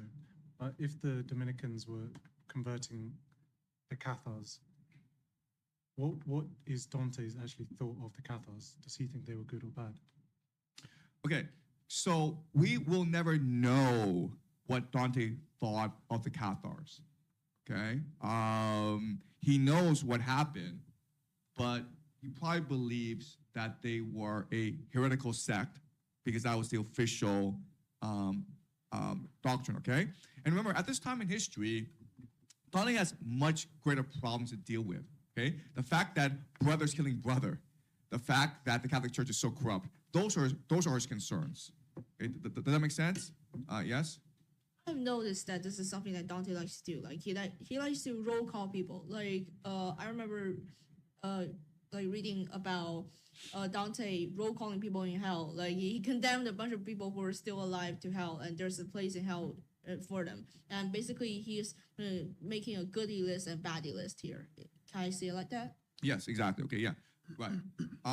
This is a way for him to try to structure the world, and also to make sense of what's going on in the world. Okay, basically, from his perspective, he has the power to judge people. So those that are doing wrong, he can put in hell. Those that he knows that did good, for example, his patrons, he puts into heaven. Okay. All right. Okay. So another thing that I want to talk about is we assume that whatever he writes is intentional, meaning it's a conscious decision on his part to frame the way things are. Okay. But a lot of poetry is subconscious because you are channeling the divine. Does that make sense? So we can objectively, as critics, as readers, make some historical parallels between what he's saying and what we know, okay? But it could be possible that his understanding of the history is different from our understanding of the history. It's also possible that he really didn't know about the Cathars because they were suppressed, okay? We know about the Cathars because of our own research. So does that make sense to you guys? All right? We're assuming that Dante knows what he's actually saying, but it may not. It may just be complete inspiration. And we as critics are able to look back and say, oh, I see the connection here, but he may not be conscious of this information. Okay? Does that make sense? All right, so that's why it's impossible to say what is his intention, because he himself may not know what his intention is. He's just a poet. He is a prophet for God. He's just speaking what he believes to be true, even though he himself may not know actually what he's saying. Okay, yes? Do we have any, like Dostoevsky wrote to his brother all the time, and he's like, this is what I'm thinking. Is there any letters that exist of Dante at all? Yeah, so there are lots of documents. So Dante was a published poet before the Divine Comedy. The Divine Comedy is his last act, but he's written also many different works as well. And you know, it's really strange because none of his works received the same acclaim as the Divine Comedy, but he was sure he was the greatest poet in the world. And he was sure that in his lifetime, he'd be recognized as the greatest poet in the world. Excuse me? Well, what happens when we read the Inferno, what's happening is that he places himself with the same status as Virgil and the other great Latin epic poets, okay? So already he's conceived himself as a legendary poet, even though he's not that famous at this point, even though he's not recognized as the greatest poet at this time. He is confident that he will be recognized in his lifetime. It doesn't work out that way. He'll die after he finishes the Divine Comedy, and people will recognize the Divine Comedy as a work of genius after he dies, but not during his lifetime. Okay? All right. Yeah. Sorry, I have a question. I just questioned, do you think Dante really think that he's a point? Because, unless the people paid money for him to be the point, or it just people right now we thought that he was a point. So what I mean is that what the purpose of his writing? If there's nobody who paid money for him to do that, then there must be some purpose for himself to write down such long poem. We can call it a masterpiece, or he can just write it by himself. Just do not worry or care about the readers. Is that what you mean? Okay, let me ask you a question. Has there been anyone in history who has been a great poet, who has chosen to be a great poet? You don't choose to be a poet. You don't choose to be a prophet. You are chosen by God, okay? And God channels his power through you. And how do people know that this is a great poet? How do we know? Excuse me? By reading their work. Yeah, but so we can read a lot of work, but how do we know what's great and what's not? If the work persists throughout the course of history, like over time, if it survives. Yeah, but how does it survive over time? Because people have to like citation. maintain it, right? Citation. You know, he. No. I think we just know if the work is great. We just know the work is great. Like it's. Yeah, but how do we know? We just know it. No, but I mean, like, why? How? Like the contents have been proven by time. This is not a hard question, okay? Yes? It resonates with our experience. And what do we call this? Truth and beauty, right? You understand? Like, if people read the Divine Comedy and they think, oh my God, it made me cry. Oh my God, it's so beautiful. No one would bother to keep it around, right? It's truth and beauty that makes the Divine Comedy a great work of poetry. It's no difference from like, why do you go to a concert and pay $50 or I've never been to a concert. I don't know how much they cost, okay? But I know you're sitting around with 10,000 people. It's a pain in the ass. But why are you doing this? Because the singer, whoever he or she is, moves you to tears because it resonates with you. You understand? Okay? We are looking at the Divine Comedy from an intellectual, analytical perspective, but it's able to be so powerful because, first and foremost, it resonates because it speaks beauty and truth. You understand? And beauty and truth can only come from God. Do you understand? Okay? Only a human being, by channeling God, can create such truth and beauty in the world. And only a person can do this. If you get two people to try to do this, it won't work, okay? Try it. Try to get two people to write a poem together. It sucks. It has to be a person channeling the monad, the source. And then you know it's beautiful because everyone who reads it is moved to tears because it's beautiful, right? No different from a painting. Why do we have, why do we celebrate certain paintings? Because they're more beautiful than others. Okay, this is not a random thing. Okay, does that make sense? Okay, any more questions before we move on? Okay, so let's go to Cantos 17. Okay. And we also don't have time to read Cantos 17, but I will introduce some basic ideas for Cantos 17, and then we will go into Cantos 17. And so Dante has a series of questions that he must resolve before he can meet God, okay? He is going to meet God. That is the purpose of the Divine Comedy. It is a pilgrim's journey into the heart of the universe, the soul of the universe. And he is full of ego and he's full of fear, okay? The ego is like, I'm the greatest poet in the world. Why doesn't people recognize that I'm the greatest poet in the world? The fear is, I've been exiled from Florence. And where does my life go from here? I have a family. How can I feed my family? I have no source of income because the people in Florence who exiled me have stolen everything from me. Okay? I've got nothing in this world. And so I know my mission is to write the Divine Comedy. I know my heart. That's what my mission is. But the reality around me is like, I'm in exile. I have kids. I have no property. What am I going to do now? Also, I look around the world, and I start out with the Guelphs, and we defeat the Gilibines, but the Guelphs fought amongst themselves. So what's the hope for this world if all we do is just fight for power? I also think about the Franciscans and the Dominicans, and they started out great, but then they became everyone like everyone else. Okay? So, what is the point of my existence? Why am I writing Divine Comedy? Is there any hope for humanity? Is there any hope for us? Okay?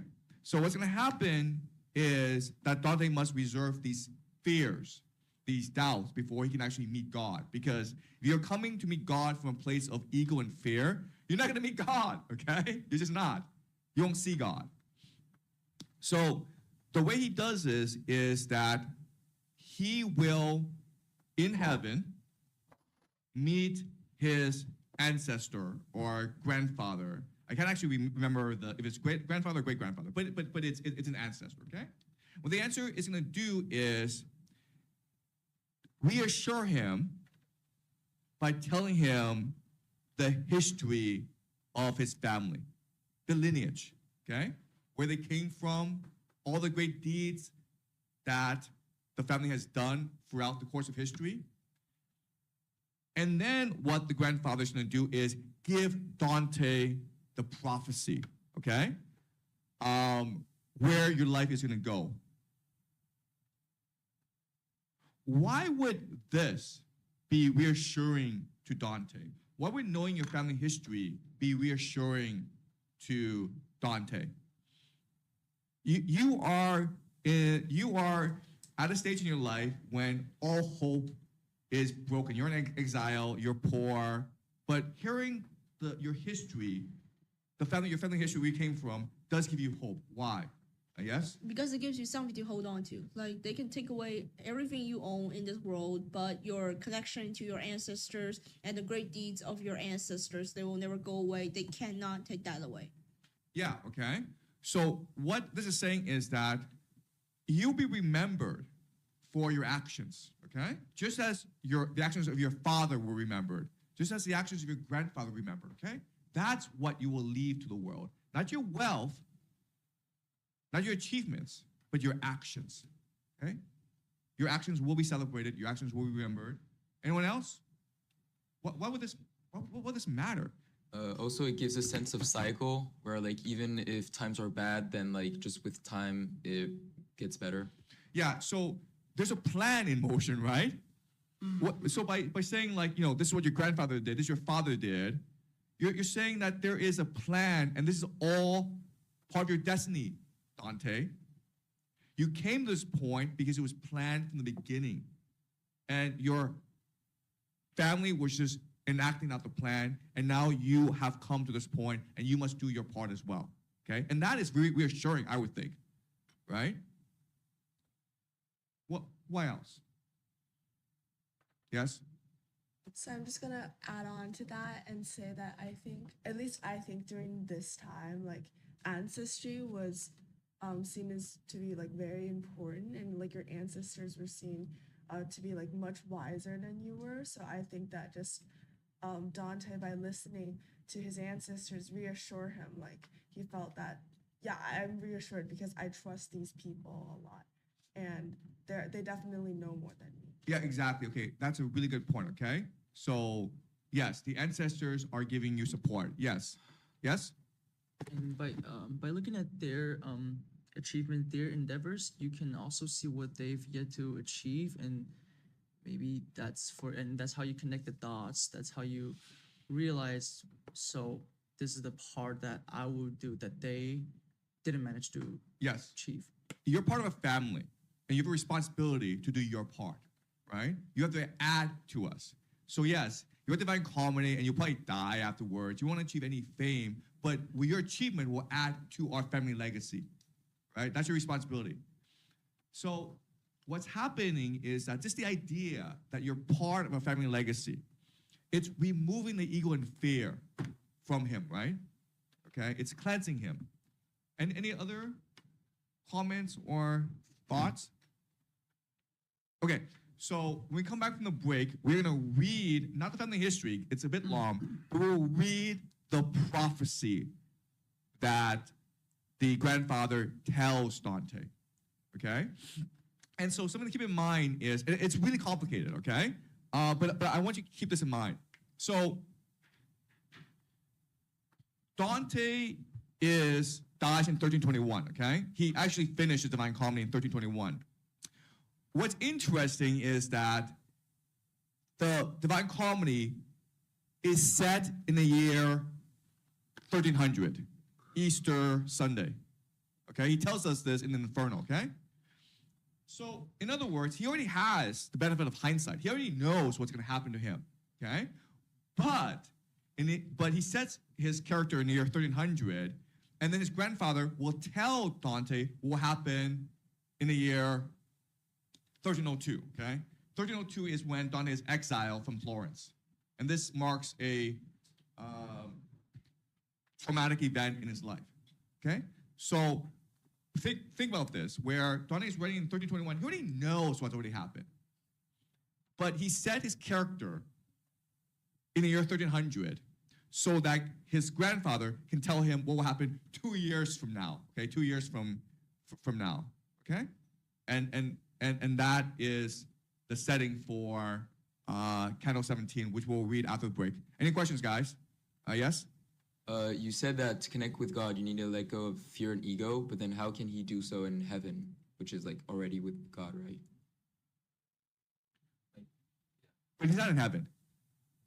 Didn't you say that he let go of fear by talking with his ancestors? Right, okay. So, to understand this is that this is a literary conceit, okay? The way he lets go of his ego and fear is by writing Divine Comedy,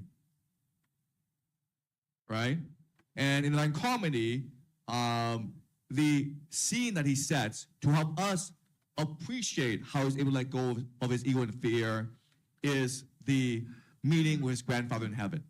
Does that make sense? Okay. So that means in the beginning of the writing, he's not quite yet like enlightenment, right? Like to a state of enlightenment. That's right. Okay, that's a really important thing to appreciate. Where maybe from an early age he's able to conceive the Divine Comedy. Okay, but the very process of writing it is also revelatory and enlightening. Do you understand? All right. And so he will change as a person through the process of reading the Divine Comedy. The same thing as reading the Divine Comedy, where I'm sure that by reading it, you yourself are going through a spiritual and emotional alchemy, right? You're thinking much more deeply about who you are. You're thinking much more deeply about your relationship with the world. And maybe your heart is opening up. Well, it's the same thing. Well, it's obviously the same if you write the thing, right?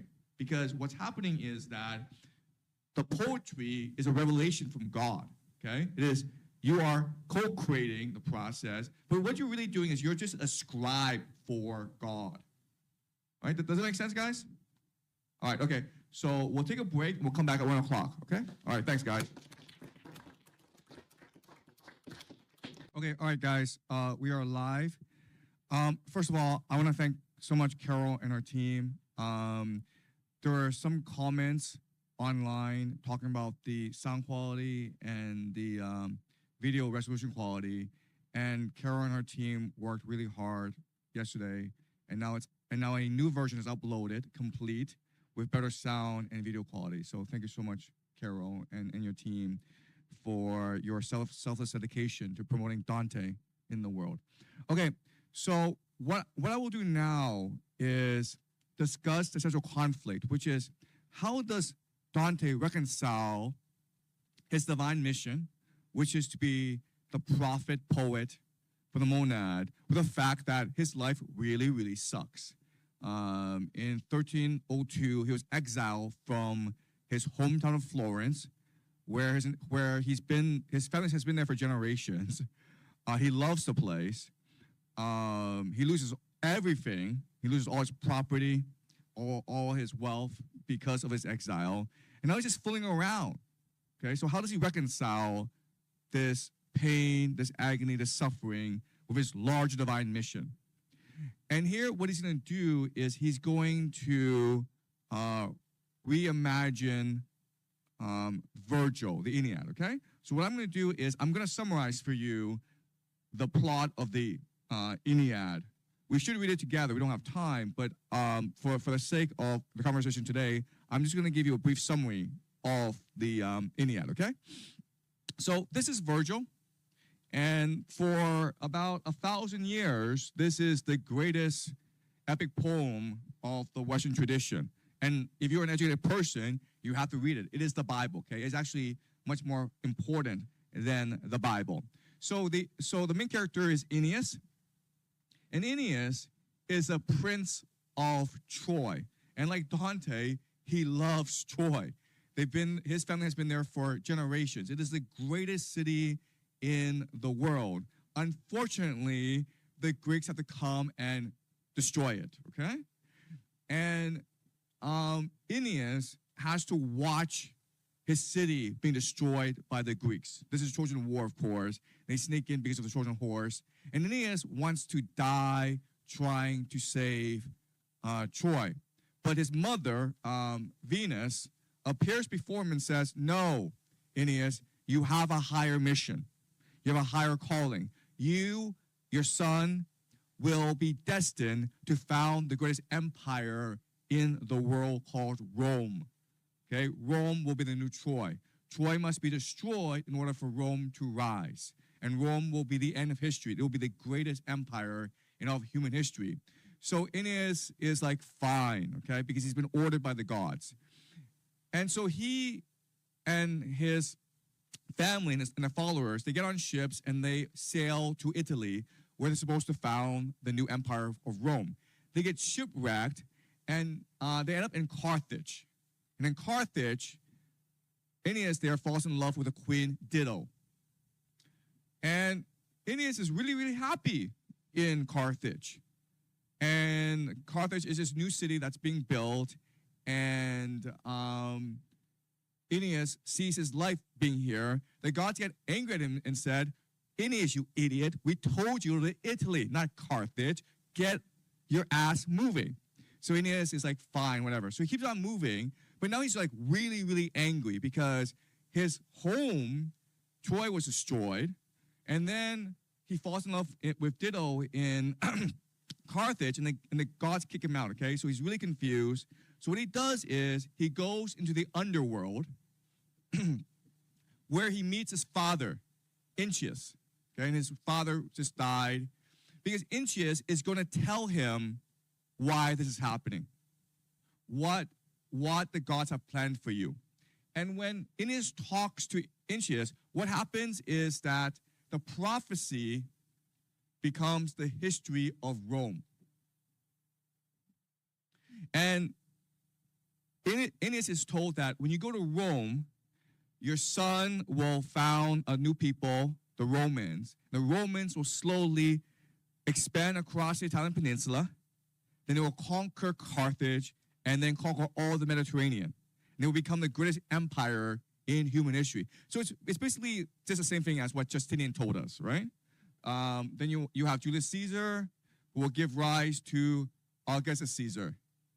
And when this happens, when Rome becomes an empire, it is the end of history. Humanity will be saved. Heaven will come to earth, and peace will reign forever. The Pax Romana, okay? And this is why things had to happen the way they happened. Troy was destroyed for a reason, to found Rome.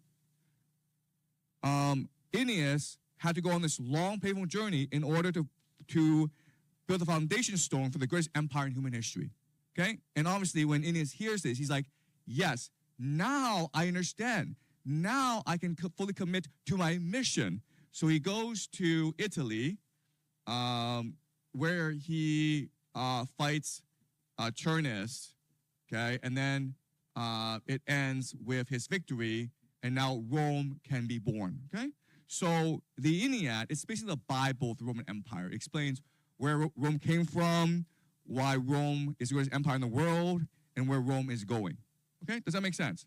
So we're gonna take this plot line from the Aeneid and compare it to how Dante rewrites this, okay? And you're going to see a massive contrast because here in the Aeneid, the prophecy is one of triumph, one of glory. But in Dante's prophecy, it's completely different, okay? So this is Canto 17, and we're going to read Dante's grandfather telling him what lies in store for him. When he leaves heaven, he returns to the real world, what awaits him, okay? All right, Okay. please read. Like Phaethon, one who still makes fathers wary of sons, when he had heard insinuations, and he, to be assured, came to Clymene, such was I, and such was I seen to be by Beatrice and by the holy lamp, that earlier had shifted place for me. Therefore my lady said to me, display the flame of your desire, that it may be seen well stamped with your internal seal. Not that we need to know what you'd reveal, but that you learn the way that would disclose your thirst, and you be quenched by what we pour.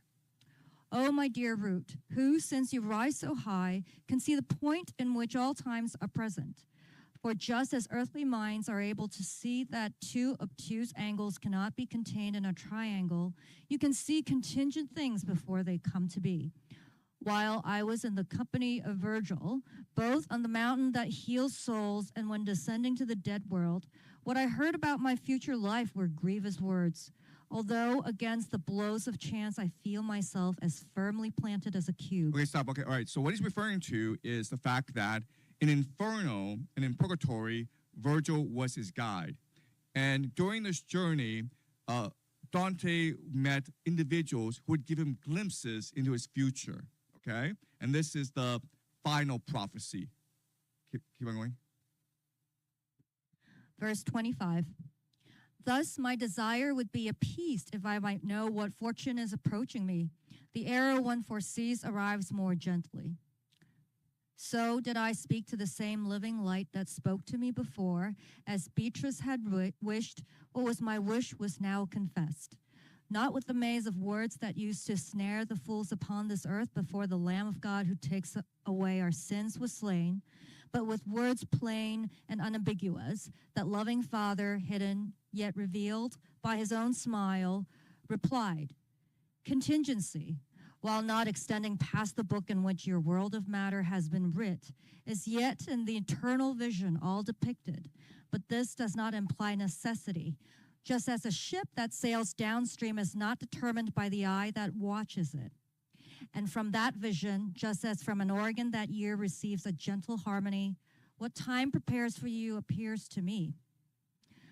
Hippolytus was forced to leave his Athens because of his stepmother, faithless, fierce, and so must you depart from Florence. Okay, so Hippolytus was the son of Theseus, who was exiled unjustly. So the idea is that, yes, Dante, unfortunately, when you go home, what will happen to you is that you'll be exiled from Florence unjustly, okay? They will do a terrible wrong to you, but there's nothing you can do about it. That's all part of the plan. Keep on going. Verse 49, this is willed already, sought for, soon to be accomplished by the one who plans and plots, where every day Christ is both sold and bought. Okay, so the man who will plan and plot is the Pope, okay? So the Pope is going to plot your exile and the removal of your faction from Florence so that you can never, ever return. Okay, this is the Pope. He is corrupt. He buys and sells salvation. Keep on going. Verse 52, the blame, as usual, will be cried out against the injured party, but just vengeance will serve as witness to the truth that wields it. You shall leave everything you love most dearly. This is the arrow that the bow of exile shoots first. You are to know the bitter taste of others' bread, how salt it is, and know how hard a path it is for one who goes descending and ascending others' stairs. Okay, all right, so this is the complete opposite of the vision, the prophecy in the Aeneid, right? Where Aeneas is told about the glory that awaits Rome. And here it's complete opposite, where Dante is told, yeah, the only thing that awaits you is exile. You'll be blamed for the exile. You lose everything, and you will depend on the mercy, the generosity of others. In other words, you're going to be a beggar all your life, Dante. You'll be a beggar until the end of your life. Yes? Could this be seen as drawing a parallel between himself and the experiences of that guy Aeneas? I think his name is Aeneas from Troy, and the suffering of Christ. Like, could you be drawing this comparison that he is suffering to bring about greatness later? Yeah, that's exactly the parallel. So you say two things, okay? Yes, clearly he is referencing Aeneas and his journey and the prophecy from the Aeneid, okay? Because the Aeneid is basically his template to write the Divine Comedy. But you also point out that Jesus is not really mentioned in the Divine Comedy, guys, right? He's referenced, but he's not mentioned well, he is mentioned directly, but he doesn't appear in the Divine Comedy, right? And so you can make the imaginative leap that Dante is really presenting himself as a Christ figure in the Divine Comedy, the one who must suffer, the one who must die in order to bring about salvation in the world. Okay? So yeah, thank you for that. Okay? Any more questions, guys? All right, let's keep on going. Verse 61. And what will be most hard for you to bear will be the scheming, senseless company that is to share your fall into this valley. Against you they will be insane, completely ungrateful and profane, and yet soon after, not you, but they will have their brows blood red. Of their insensate acts, the proof will be in the effects, and thus your honor will be best kept if your party is yourself. Your first refuge and your first inn shall be the courtesy of the great Lombard. He who on the ladder bears the sacred bird. Okay, so when Don is exiled, he's exiled with his political faction, right? The White Guelphs. And obviously, when they're faction, they're angry about this and they want vengeance. So they're plotting how to get back and kill their enemies, the Black Guelphs. And what the grandfather is saying to Dante is, do not partake in this politics. These people have gone insane with hatred and bloodlust, okay? They can only end up dead. You have to not only live in poverty, not only must you be a beggar, but you must abandon everyone you know in order for you to seek the true path, okay? This is not just exile, it is also isolation. It doesn't make sense, all right? But at the same time, you will find generous patrons who will give you food and housing, and that is your salvation. Yes? I think something else that he gives up is vengeance. Like, I know that the urge to avenge yourself is extremely strong, and it will be hard, given his anger, to give up vengeance. But the truth is, like, passion is like a cup within us, and a cup can only hold so much water. So if you fill the cup with hatred, with vengeance, then you have no place left for God. And what Dante is doing is clearing out the hatred, the vengeance, so he has more place in his cup for God. Well, yeah, okay. So, so let's be clear, okay? You're absolutely right in that he needs to clear his hatred, he needs to clear his vengeance. At the same time, we need to recognize that when he goes in exile, when he becomes isolated, when he is dependent on the mercy and charity of others, that only makes him even more angry and vengeful and hateful, right? So then the question then is, how can he go about dissipating and cleansing himself of this hatred, anger, and vengeance? The answer, of course, is by riding the Inferno. By riding the Inferno, by going on this journey into hell to see that hatred, vengeance can only lead you into hell, okay? It's something that he must experience for himself in order to cleanse himself. That's why you must first go to hell before you go to heaven, because you must experience for yourself that anger and hatred can only lead in one direction, okay? All right, let's keep on going. Verse 73. And so benign will be his care for you, that with you too in giving and in asking, that shall be first which is, with others, last. You shall, beside him, see one who, at birth, had so received the seal of this strong star that what he does will be remarkable. People have yet to notice him because he is a boy. For 9 years and no more have these spheres wheeled around him. But before the Gascon gulls the noble Henry, some sparks will have marked the virtue of the Lombard, hard labor and his disregard for silver. Okay, so now he's just sucking up to his patron, right? He's in exile. His patron is the one who is financing the writing of the Divine Comedy. He's saying what a great guy this guy is. He's selfless. He will do great things. Okay, keep on going. Verse 85. His generosity is yet to be so notable that even enemies will never hope to treat it silently. Put trust in him and in his benefits. His gifts will bring much metamorphosis. Rich men and beggars will exchange their states. What I tell you about him you will bear, inscribed within your mind, but hide it there. And he told things beyond belief, even for those who will yet see them. Then he added, Son, these are glosses of what you had heard. These are the snares that hide beneath brief years. Yet I'd not have you envying your neighbors. Your life will long outlast the punishment that is to fall upon their treacheries. After that holy soul had, with his silence, showed he was freed from putting in the woof across the web whose warp I set for him, I like a man who, doubting, craves for counsel from one who sees and rightly wills and loves, replied to him, I clearly see, my father, how time is hurrying toward me in order to deal me such a blow as would be most grievous for him who is not set for it. Thus, it is right to arm myself with foresight, that if I lose the place most dear, I may not lose the rest through what my poems say. Down in the world of endless bitterness, and on the mountain from whose lovely peak I was drawn upward by my lady's eyes, and afterward from light to light in heaven, I learned that which, if I retell it, must for many have a taste too sharp, too harsh. Yet if I am a timid friend of truth, I fear that I may lose my life among those who will call this present, ancient times. The light in which there smiled, the treasure I had found within it, first began to dazzle, as would a golden mirror in the sun. Then it replied, a conscience that is dark, either through its or through another's shame, indeed will find that what you speak is harsh.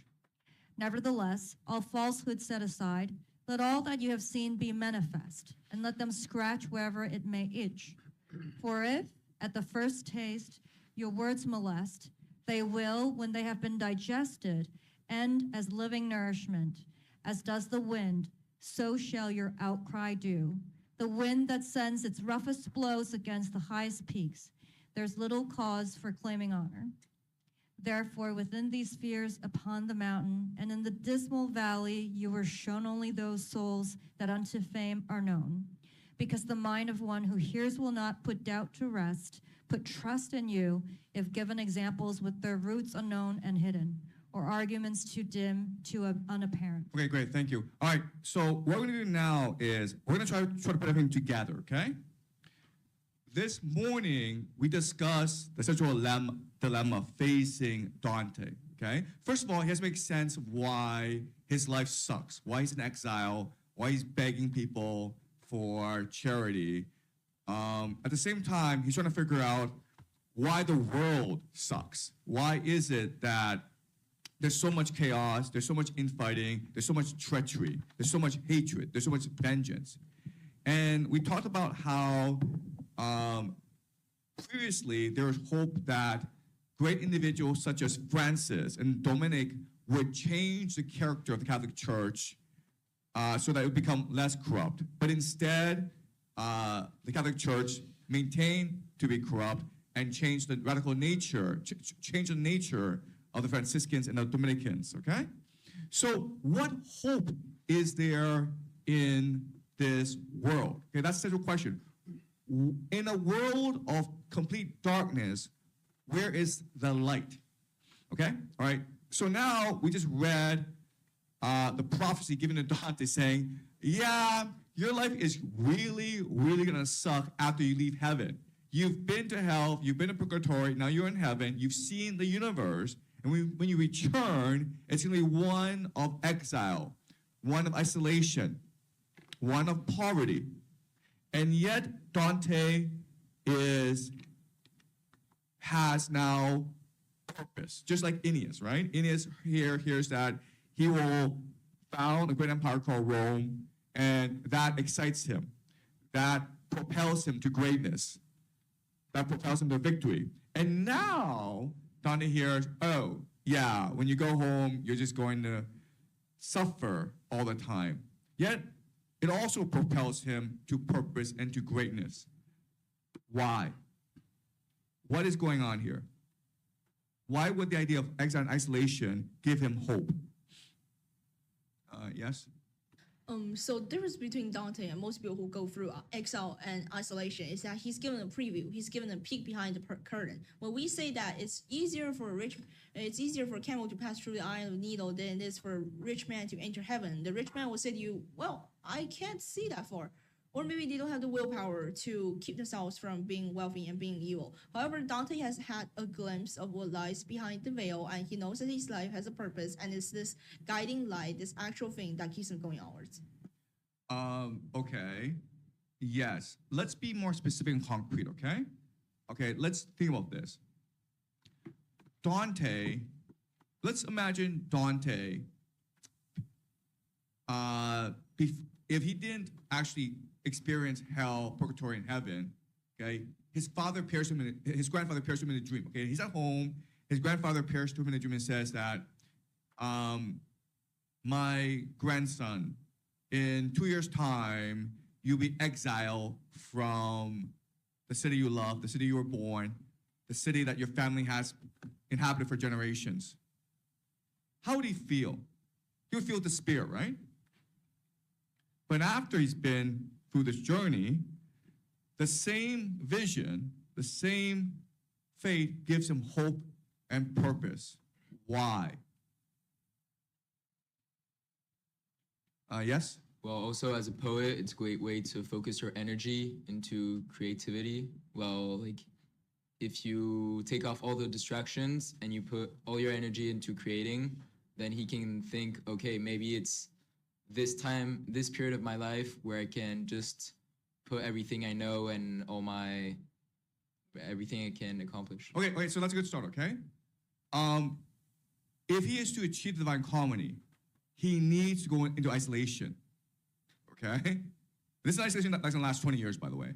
It's gonna take about 20 years to finish the divine comedy. Okay, so that's the start, okay? He appreciates that his purpose is to go into exile and isolation in order to write this divine comedy. But this raises a question like, well, that kind of sucks. It's like going to prison for 20 years and then my reward will be I'm dead, right? So I am reminded of something I once saw on a Catholic website.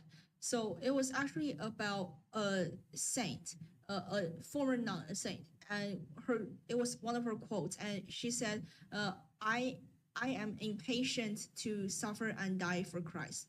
So there's this, let's say there's this almost preoccupation with suffering and the ennobling of the spirit in Catholic theology. Like they think that suffering, especially in the name of Christ, ennobles the spirit. So maybe Dante is subconsciously likening himself to a Christ figure, and he thinks that suffering for the sake of Christ, for the sake of his great work, is a sign of his faith, and he would be nobler for this suffering than he would have been if he did not suffer. Yeah, okay. And that's not wrong. And that's exactly what Francis and Dominic felt as well, okay? But let's think about this, okay? You're Dante, and you're writing Divine Comedy not for yourself, not for God, but for others to read as well. So you want others to be as inspired as you in serving God, right? You understand? So he has to somehow convince you to be like him. Yeah, I mean, like, of course, he understands that the exile and the isolation will allow him to write Divine Comedy, but he needs you to move you, inspire you in a way that allows you to understand why he's doing what he's doing, and also to want to emulate him, right? To want to also go into exile and isolation in order to be truly creative. So how does he do that? All right? Let's just imagine him just as a normal person, just like you and me, okay? He's no different. And he is in the situation where he knows he's going into exile and isolation for the next 20 years to write Divine Comedy. And after he finishes, he's going to die. That's what the prophecy says. So how does he find hope and purpose in this fate? Maybe it's kind of inspiration, because as a writer, you must have an inspiration which could allow you to have great work. So maybe I think what Dante want to do is not just try to make money, but he just try to create a masterpiece in his own life. So maybe that is the reason why he got hope. Okay, all right. So let's think about the sequence of events, okay? This prophecy doesn't happen in hell. It doesn't happen in purgatory. It happens in paradise. And it is the last prophecy before he goes and fulfills his destiny, which is to meet God, okay? So what does he learn in hell, purgatory, and paradise, which prepares him to accept this prophecy? What is it?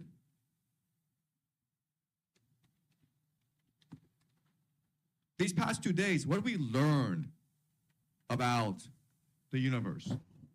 What are some ideas that we've learned these past 2 days? Let's just start naming them, okay? Yes? Maybe it's because he witnessed the light and the greatness and the beauty of God with his own eyes, and that gives him the courage to continue. Okay. Again, you're being too general. I want specifics. What did we discuss these past 2 days? And what impact would they have on Dante and how they would change the way he sees the world? Okay? Ask yourself this question. These past 2 days, how have reading Dante changed the way you've seen yourself and the world? Think about this question, okay? Use your intuition, use your imagination. How have I changed in the way that I see the world? Yes? Well, you see the human himself as like the middle of the universe, and he's like what embodies the universe, and he's through our actions we can like improve the universe or worsen it. Okay, yeah, exactly. The first thing he recognizes that you matter. Your actions matter. Regardless of who you are, you do matter, okay?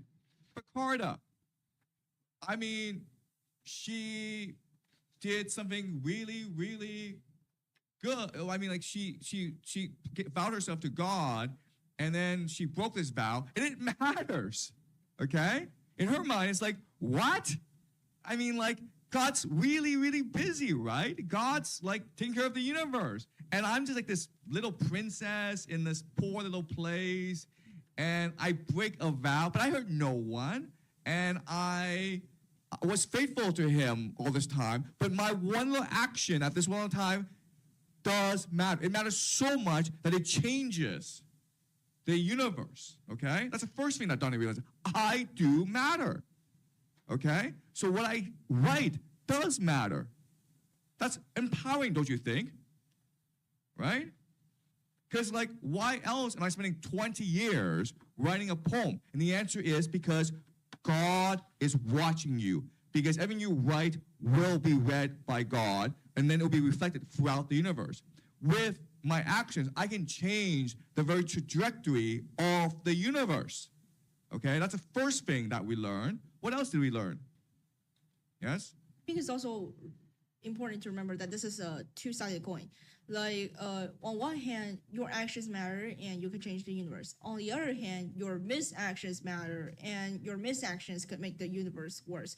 So instead of this constant fear of damnation or constant fear of hellfire, Dante replaced it with a humanistic fear of what will my actions truly do. Like, he is taking he is taking the reins back from the devil and he's giving the reins to himself. Yes, okay, this is really important, guys, okay? At this time in history, the Catholic Church tells you to fear God. You understand? Live a life of fear. Do not do anything because you'll probably screw it up, right? And what we learn is God is love. God will never judge you. Only you judge yourself. Therefore, just live the life you want to live. Live your best life. Aspire to greatness. And that's what God wants. Okay? God wants will. He wants desire. He wants you to be your creative best. So don't worry about angering him. Don't be afraid of him. Love him as much as he loves you. Right? Okay? Good. Really important, guys. Okay? One, we do matter. Everything we do does matter. Number two is God is non-judgmental. He will never, ever punish you for doing what you think is right. Okay, just follow your heart. Good. What else? What else have we learned these past 2 days?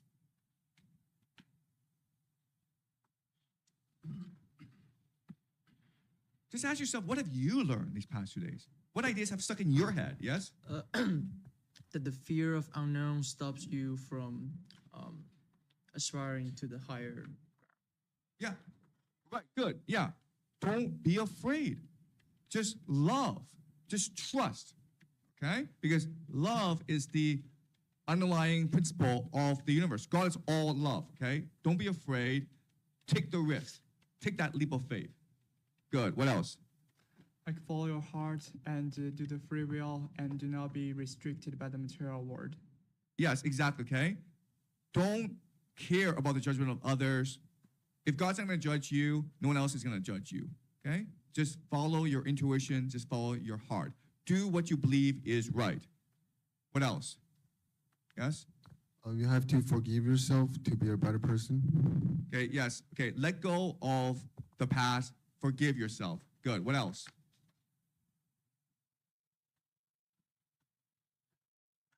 You need to care about poor guy because if you care about them, even give them money, maybe you will go to heaven with him. No, that's not what Dante believes. Okay. Also, the most important thing, of course, is that there is intentionality in the universe. We are all part of God's grand design. Remember, the metaphor that Beatrice uses is the body, right? God is the mind. We're all part of the body. So we are moving towards God's plan, okay? All right? So this is all that we've learned these past 2 days. And think about how, if you believe these things, you no longer fear exile. You no longer fear isolation. Why? Yes? Well, because in your heart, you know that you're doing the right thing. Like if you, like from your instincts and your intuition, you didn't know if you did the right thing, then obviously it wouldn't make sense. But if you know from your intuition that you know the right thing, then it's probably the right thing. You like don't need logic or something to like figure things out. You just need to. So the most important thing, and you say this, is like, Dante knows it's not his fault for his exile and isolation. This is really important, guys, right? It's not my fault. I didn't do anything wrong. Why is this? Yeah? So this is something that confuses me. Like earlier on, you said that if there's a will, there's a way, and you used the example of Picarda, and Picarda is in a similar situation to Dante. She is oppressed by a militaristic force, and she is forced to go against her vows. And well, how is Dante's situation different? If he believed in will so much, why couldn't he have used the will to find out a way to stay in Florence? Okay, all right. So you raised this question, okay? And the answer is their purpose is different. Do you understand? The Carter's will is always to serve God, to be married to God, to live in the nunnery, right? What is Dante's purpose? What is his purpose? Sure. To write the Divine Comedy, guys, okay? You understand? That's what his will is. His will is not to be the mayor of Florence, his will is not to be the Pope. His will is not to conquer his enemies. His will is to be the poet, the greatest poet in human history. That is what he wants. Okay, do you understand? Yes? So like as we mentioned, everything has a consequence, and then like Dante did end up dying because of malaria after he finished the Divine Comedy. Do you think that is his consequence? Like he had fulfilled his will of writing this poetry, and then after that his mission is complete. And do you think that is like his will or like God's will or like? Okay, so, okay, that's a great question, okay? Why is it that he died after he finished Divine Comedy? And I'm gonna say something really strange for you guys, but let me ask you this question. Do you think Dante was a healthy person? Probably not. Probably not, guys, okay? Probably not. He was probably sick most of his life, right? And that's probably why he had the visions that he did, because he spent most of the time in bed dreaming, right? Yeah. So I would argue that if it weren't for Divine Comedy, he'd probably be dead at 40. He started Divine Comedy at maybe around 40, and he died in his 50s. Do you understand? Yeah. Okay. I mean, it was his will that kept him going, right? So you could say, well, it was because he spent so much effort into writing Divine Comedy that he exhausted his body and he caught malaria and then he died. But you could also argue, well, the guy was probably not healthy to begin with. Okay. Most of these poets are not athletes. They're not the healthiest people you will meet. They're often like, daydreaming or getting drunk or something, okay? But they're not working out and stuff. Okay, does that make sense? Yeah. Thank you. Yeah, yes? So something I'm curious about is Dante's attitude towards predetermination. Like if you look at this passage, so he's basically prophesying to himself. Like at his time, while he was writing this passage, all of these things that the angel has said to a allegedly past version of himself has already happened. So he is trying to frame this as, okay, I've been told that this is going to happen. This is not a surprise to me at all, which just seems very wishy-washy to me. Okay, all right, okay, let's be clear, okay? Dante is writing this not to console himself, okay, but to give us hope. Does that make sense? Okay, because we are Dante in the poem. So when we read this, we shouldn't feel despair for the fact that we're going into exile. It should give us hope. We're trying to figure out why this is the case. All right, number one, and this is the most important, is we know it's not our fault. Right? Okay? And this is important because what's the number one reason why divorce traumatizes children? Do you guys know? If they think it's their fault, okay? And that's why. If they didn't think it was their fault, divorce wouldn't matter, okay? But children think this divorce was my fault, and that's what traumatizes them. Okay, so Dante hears and is like, oh, it's not my fault. This is all preordained. And they will blame me, but God himself knows that it's not my fault, so my heart can rest at peace, okay? I can forgive myself. I can forgive others, okay? So let's focus on this, guys, okay? Number one is, let's see on this clearly. Number one is, Dante knows it's not his fault, okay? Let's keep on going. What now?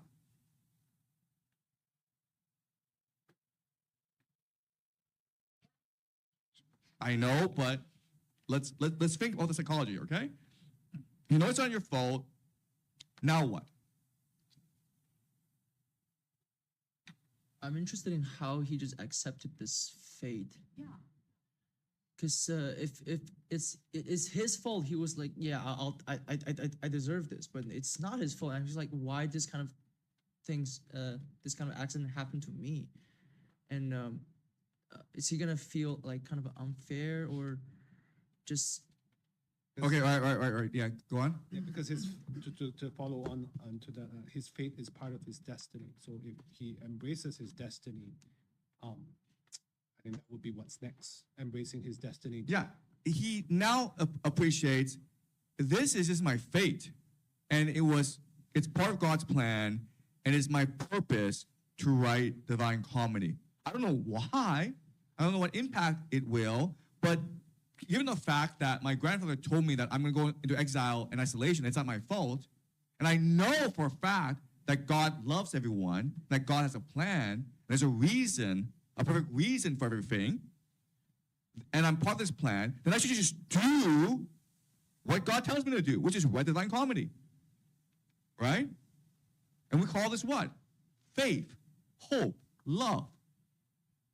Okay? That's his salvation. The faith.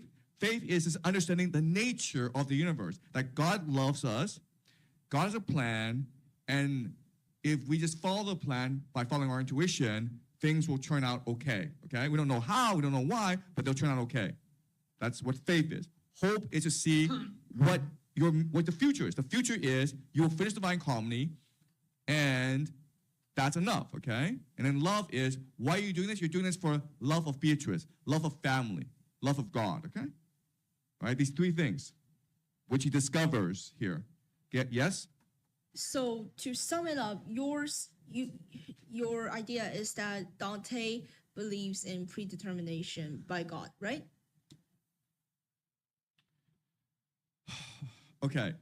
All right. So let's think about this, okay? This is a good question, okay? This is actually a really good question. So thank you, okay? We just said these past 2 days that free will is fundamental law of the universe. We also say that if there's a prophecy, then there has to be predetermination. So how can we make sense of this paradox? This is a paradox, yes? That arrow, the arrow thing that the girl was mentioning, right? Because if there's no ordinal relationship between those things, predetermination is just determination. There's no what comes first and what comes next. Okay. Yes?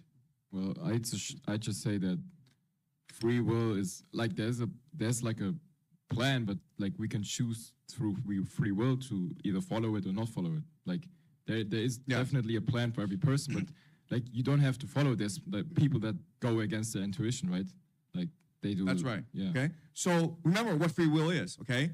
God loves you. God is trying to pull you back to him because there's the aspect of God inside of you, right? You desire to return to God. Okay, this is the fundamental logic of the universe. God loves you. God's calling you back to him. You love God. You're returning to God. But you have the free will to deny God and turn away from God. That is the free will. Yes? So follow-up question. So if God has a plan and God allows you to use your free will to turn away the plan, then let's look at the people who prosecuted Dante, who drove him out of Florence. So because God knows that these people are going to drive him out from Florence, therefore God must have set the plans for these people. And therefore God's plan for these people, his all good plan for these people is for them to do such an evil thing, to drive him out of Florence. So why? Does anyone want to respond to this? Those people sin on their own, on behalf of their own free will, right? It's not God's plan for them to do what they did. In that case, how did God know about it? Okay. You're assuming God cares what happens here. God doesn't really care what happens here, right? What God's plan is for us to return to him. Does that make sense? God is calling for us, and we want to return to him. So our actions here is to return to him, okay? And what happens here on this planet doesn't really impact this grand logic. Does that make sense? I don't think you made it clear, like how God knew that what the bad guys were gonna do if the bad guys really had free will, and if God's plan for these bad people is for them to be bad, how could a good God do this thing? Wait, so in this prophecy, what happens to all these people who have persecuted Dante? They have a worse fate than Dante, do you understand? Yes, Dante, you have exile and isolation, but these people have a much worse fate than you do. So what's the problem here?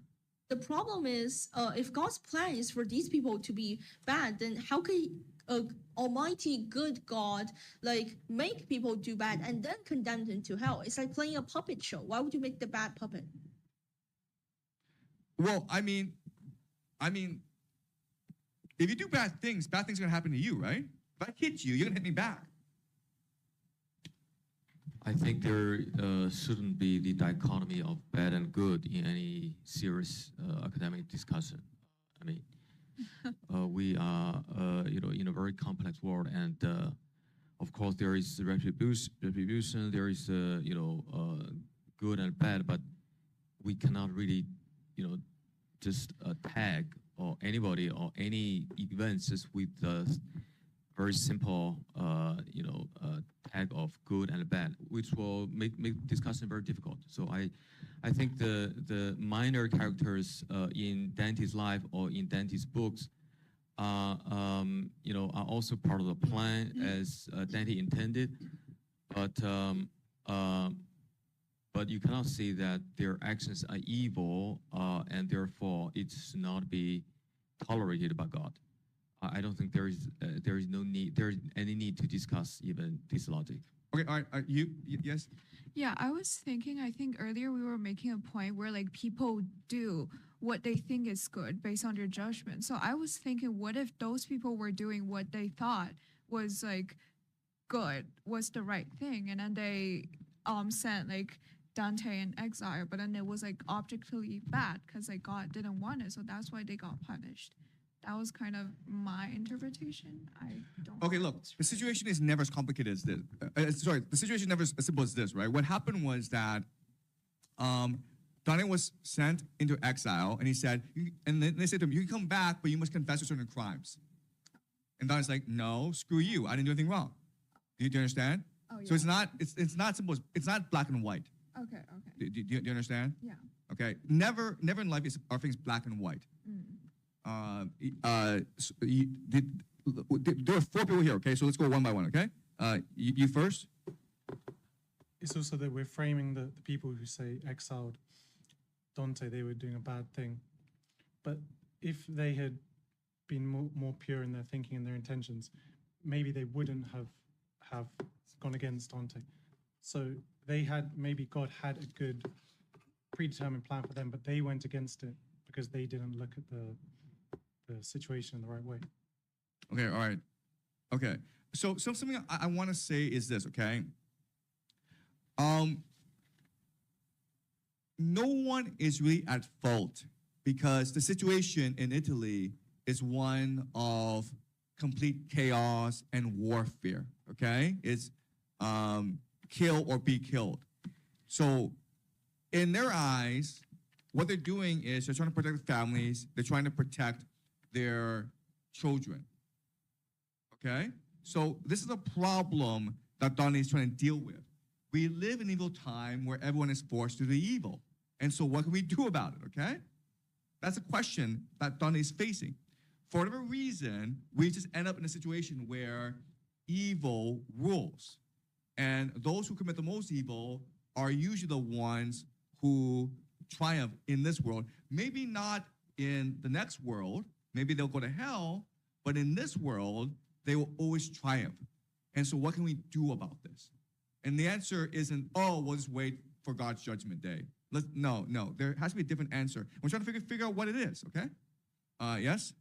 Yeah, something that came to mind on top of what we just discussed was simplicity. When Dante embraced his destiny to write Divine Comedy, it simplified his whole worldview down into, it's something that comes to mind is simplicity is close to God. Whatever God is, whatever love is, it's simple. I don't know if that makes sense. No, it makes perfect sense, right? He now has focus. Before, he had doubt, he had ego, he had fear. Now he just has focus. Like, I'll just write the Divine Comedy. And I won't die until I finish it, okay? Now he has complete will. The absolute will is now the contingent will as well, okay? So that's what this prophecy has done for him. It's given him the future, and he knows his place in the universe, okay? Sorry, did you have a comment or question? Well, to the original. Okay, yeah. Well, maybe the point was that Dante, he would have never gone through everything if the people not chose to do evil to him. So it's a bit complicated, but like they chose to do that. But if they didn't choose that, then through free will, then Dante would have never went through all of this. So like how like so in the end it wasn't really a plan from God himself. Right, but what Dante recognizes that everything has a purpose. Do you understand? Everything has a purpose, and that's why he's able to forgive others, because as long as he achieves his purpose, then everything. So he still would have achieved his purpose if he wasn't persecuted. No, he would not have been able to, because he would not have been in exile, right? You need isolation, you need exile in order to write the Divine Comedy. So he needed other people to persecute him, basically. But others were going to persecute him anyway, because this is all political faction fighting, right? This is all political violence right now. Yeah. Okay. All right. Did you have a question? Yeah, because first of all, I think original sin is kind of thing that have been written in the Bible. It means that every people have sin. This is for sure, and you can't say that it's not my fault. You can say this is not my sin, because sin is the original one. Everyone have to be blamed because we steal the apple, right, from the tree. And secondly, I think the Odyssey is also kind of thing maybe that influence, maybe because in the Odyssey, the hero just always have to excel, right? So maybe Dante's every hero need to be excel, maybe. Okay, all right, guys. Okay, so let's now focus on the question, okay? The question is, Dante is living in a time of pure hopelessness. Whenever you do, ends up causing even more problems.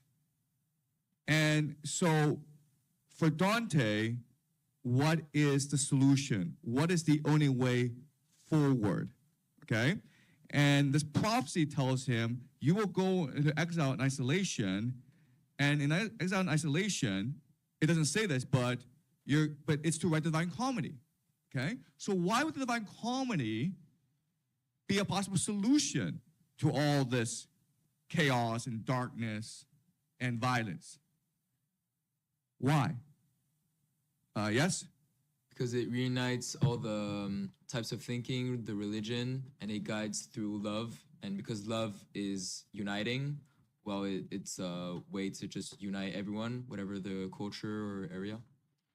What does Divine Comedy do and bring to the world that is missing in Europe at this time? It just it proposes a solution for people who went through suffering without understanding why they went through suffering, because they went through suffering before because of obedience, but through the Catholic Church, but now he proposes a new solution that you can go through suffering because you actually want to make a positive change in the world and not just obey the church. Okay, but how? Okay, so you suffer, and now you can now explain your suffering. What do we call this?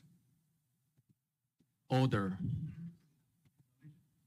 No, okay, so think about this, okay? This is really important. What? No. Think of this. Before the Divine Comedy, this was not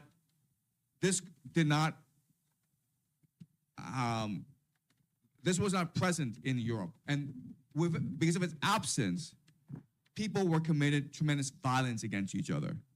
People were just fighting all the time. Okay, so Dante decides, I must go into isolation, exile, in order to write the Divine Comedy, in order to bring this into Europe. Right? What is the Divine Comedy? And why does it change the destiny of Europe forever? Is it about forgiveness? How people as individuals can forgive themselves and each other? What allows you to forgive someone? What allows you to forgive someone? To recognize a sin and to recognize it's not necessarily their fault. To recognize it's not their fault. And how do you do that? Unconditional love. Observation. Observation is not enough. What else do you need? Let's talk concretely, okay? No, let's figure this out. Let's talk concretely. Give me an instance we forgive someone, okay? Just tell us a story, and we'll figure out what's going on. Like if someone gets angry, he hits you, and then you just think it's because of his emotions, and it's okay. But what allowed you to know it was his emotions? Like Knowledge about What knowledge? Empathy, Empathy, Yeah, yes. empathy, right. Okay. What allows for empathy? Love. wisdom, or like Okay. When you're saying, when we're saying this person hit me because he's angry, he's emotional, so he lost control. What are you really doing? consideration, considering the person. You go beyond, you go above him in your knowledge and reasoning. What does it mean to go above your reasoning and your knowledge? you put yourself into his shoes or into How do you his, do that though? well, imagination. The imagination, guys. Okay, do you understand? The imagination. Yes. I think it's also like looking inside yourself, inside. Like before, like when Dante was first exiled, he was not thinking about all of this. He was thinking about the outside. He was thinking objectively, these guys harmed me, and objectively, I'm so angry about it. But when he looks inside, that he can find the strength to continue and the strength to forgive. So he's using this to tell people to look inside, not outside. Yeah, because empathy is basically imagining what would I do if I were him. Exactly. Okay. Right. Does that make sense to you? Okay. When you forgive someone, it's an act of imagination, right? Because you're imagining that if I were that person, I would also get angry and hit someone. Do you understand? Sometimes it's also knowledge. Like in some case, you can imagine the person, and then sometimes you just know why he's angry. Right. And that now is a solution, right? If we can increase the imagination of everyone in Europe, this violence, this infighting, this chaos, this greed, this corruption would have to decrease. Not come to an end, you can't do that, but it would have to at least decrease. Does that make sense? And before, people lacked an imagination. Why? Why did people lack an imagination It's all before? about obedience to God. That's the church, Catholic Church taught. The obedience, but what emotion was limiting your imagination? What emotion limits your imagination? It's what? Fear, right? You understand? So let's go back to your instance where someone hits you, right?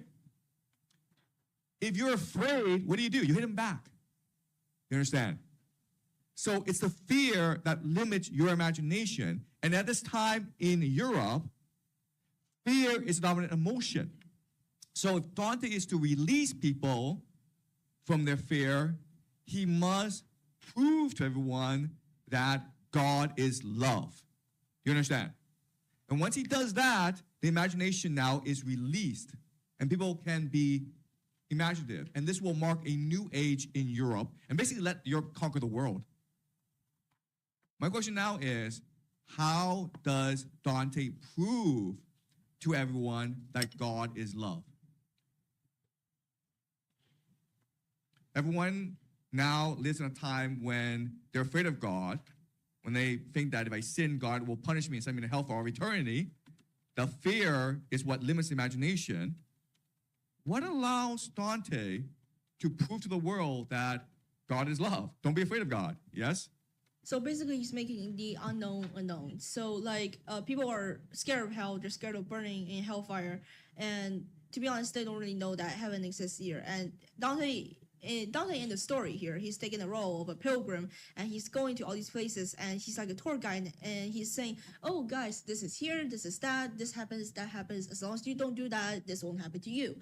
And he's turning the unknown into a known, and that's how you remove fear. Okay, so let's just say that Dante opens a university and says, "In this university, I'm going to teach you to be not afraid of God. And here are the reasons why you should be afraid of God." Okay? Would it work? Probably not, okay? Probably not, because we know that same as Thomas Aquinas tried it, didn't work. The Franciscans tried it, didn't work. The Dominicans tried it, didn't work, okay? But Dante, he was able to prove that God is love. How? He has to live it. Excuse me? He has to live it, and he has to write the Divine Comedy to channel himself as the example. Okay, yes, okay? The Divine Comedy is what proves it. Do you understand? Because what is Divine Comedy? Yes, go ahead.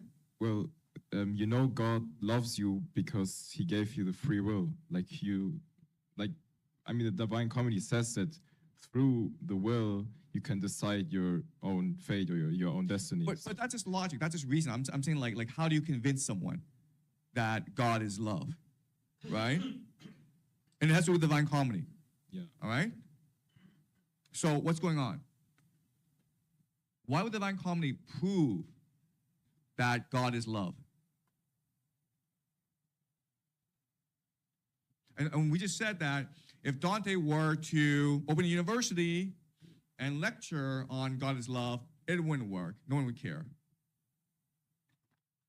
They need to let the readers or the audience go on the journey, like he did, to embody and to emphasize. What is art, guys? Tell me what is art? Why is art different from everything else? Yes? It's like the difference between a encyclopedia definition of the emotion anger and a piece of art titled anger. So like the encyclopedia edition tells you, it doesn't show you, it tells you what anger is. It's quickening of the pulse, cortisol, etc., etc. But the art, you look at the art and you feel it for yourself. You can interpret it for yourself even. But with your intuition, you arrive at the same general conclusion. And art is a channel of consonance between the creator and the observer or the experiencer. Okay, yeah. Truth. Truth. Because Divine Comedy, if Divine Comedy contains the truth and reflects the truth over time, across dimensions, across different mediums, it'll persist, and therefore it's proven. Yes. Okay. Yes. Did you have a? Yeah. Art is just like expression of ideas that you get from God. You don't like philosophy, for example, is just like logical thinking, and you can do that by yourself. But expression, to express art, you need a higher form to be inspired by something. Okay. Okay. All right. So let's be very specific. Okay. Again, use your intuition. Did you have a comment or? It's a very simple one. So I feel like it's just kind of similar to how the Divine Comedy state this long is because we could resonate with it, so we believe in it. So that's why it's the truth. Okay. Okay. Yes. But I want to be specific. Okay. I want each and every one of you to think of a movie or a song or a painting or novel that has changed you. Can you think of something that has changed you? A piece of art that has changed you? Okay. Just name it. Yes. For example, like the movie Terminator, because the movie. That is not a piece of art, by the way. Okay. Inception. Inception. Okay. Yeah. Bruce Lee. Bruce Lee. The movies. Bruce Lee. Okay. His Dark Materials by Philip Pullman. What? His Dark Materials. Is that a novel? Yeah. By what? It's about growing up, and it's about Philip Pullman, His Dark Materials. Yeah. Okay, all right, Killing great. God. Okay, yes, I've actually read that, so I actually know this example. Okay, but tell us why it's changed you as a person. Why? Like Philip Pullman, reading His Dark Materials has given me a new perspective on what happens after I die. So this is kind of personal, but I used to be a Christian. I used to have this vague faith that if I was good, I will go to heaven, and everyone who is bad towards me will go to hell. And when I read His Dark Materials, it's like being freed and being burdened all at once. So sometimes the emotions I feel when I am hurt are no one's fault but my own, and any closure that I can find, I have to find within this world, because after we die, all of us are equal, every soul is equal, and we become new life. So I need to have initiative, I need to forgive, and I need to avenge myself. Okay, all right, so that's good. Okay, so this is an example of transformation, right? Your worldview has changed. The way you perceive yourself, the way you perceive the world is different. But what was it about His Dark Materials that made this transformation possible? Personally, I would say it's the story. It doesn't force a moral upon me. I just read the story and I follow the journey of the protagonists, and I can emphasize with them. Okay, all right, okay, yes. Okay, did you have a question or comment? I was saying, I was answering your question. I think art and music. Yeah, I think it names something in yourself that used to be unnameable, that you don't know how to explain it, and someone did it for you, and through their music, you feel that uh, emotions in your heart that, like, finally now you had this realization that oh, this really speaks to me, and now I know how to. Okay, resonance, right? Yeah. Okay, all right. So let's go back to historic materials, okay? Let me ask you this question, okay? Did you cry when you read historic materials? Yeah, Did you laugh? yeah, something. Were you angry? Yes, extreme. Okay? So do you understand, guys? First and foremost, art is an intense emotional experience. Do you guys understand this? If a song moved you, if a movie touched you, it's because it was an intense emotional experience for you. Okay, that's one. Two is this intensity of emotions. What it does is it goes into you, or it opens you, and allows for the entry of the ideas into you. Okay? And these ideas, these words, these songs, these melodies, it's almost like a virus that grows over time, right? So the transformation doesn't happen like today, but it happens over time. And you don't even know it's happening. And then over time, what happens is that your very perception of reality changes. Okay, does that make sense? Yeah. That is why the Divine Comedy was proof of God. Okay? Because God could enter you and God could transform the way you saw the world. That's what Divine Comedy is meant to do. It's meant to fill you with love. It's meant to fill you with God. It's meant to give you hope, faith, and love. Do you understand? It's a piece of art. So what it does is what every piece of art does. It shakes you emotionally. It makes you afraid. It makes you happy. It makes you angry. It makes you emotional. Okay? It's able to do so because it's truth and beauty. Does that make sense? Yes. All right? And that's why Divine Comedy marks a radical turning point in European history. It doesn't happen right away, right? It takes about 100 years. But because it's so beautiful, because it's so truthful, people are drawn to it. They will read it. And when they read it, they will transform because of it. And as they are transformed because of it, it will inspire them to create tremendous pieces of art. The Renaissance, those painters, Michelangelo, Donatello, they all read the Divine Comedy, okay? Why? And how do we know this? Because the Renaissance occurred in what city? Florence. Is it all just a coincidence? Right? Why Florence and why not Venice? Why not Genoa? Right? Why Florence specifically?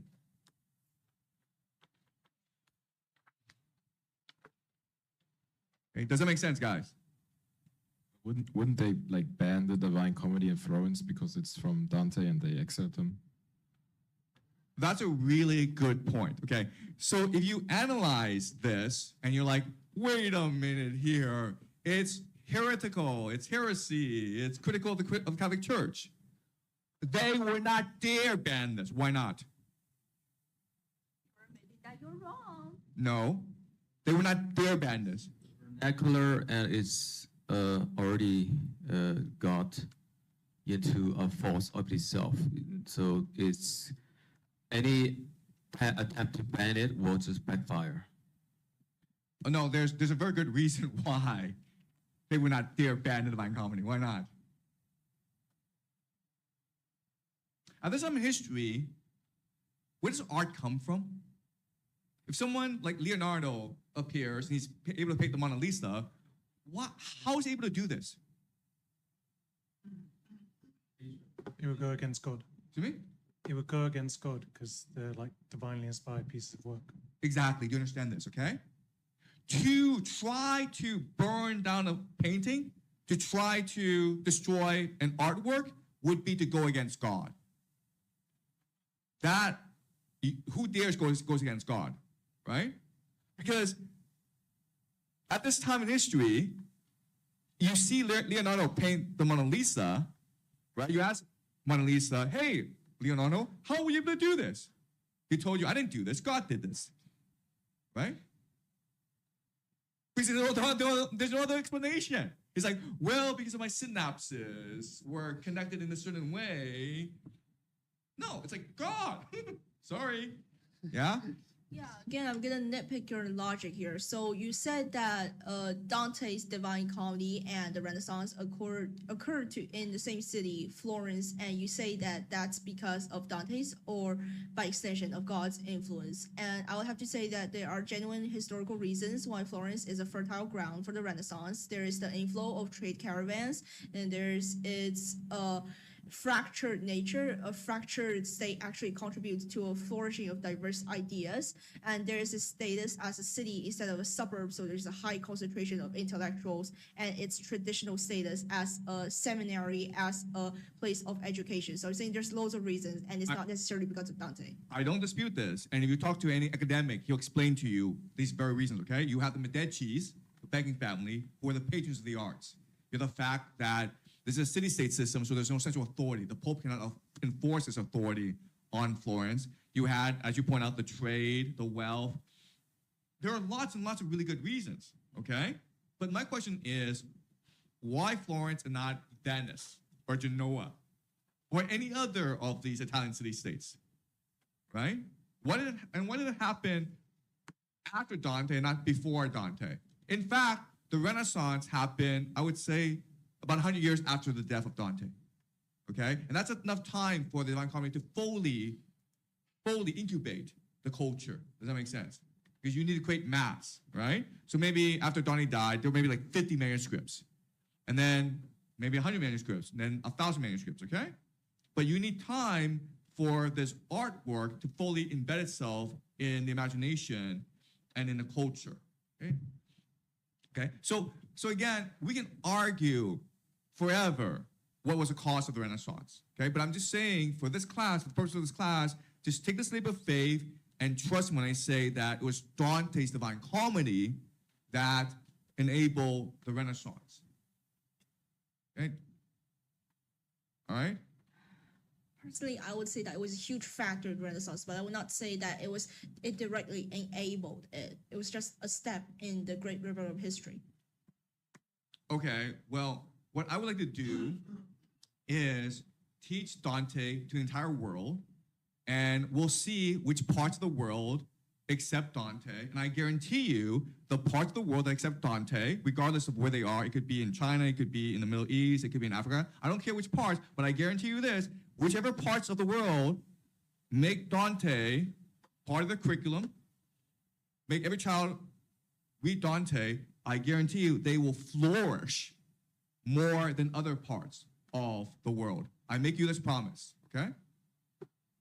Yes? That's super powerful. We shall see then.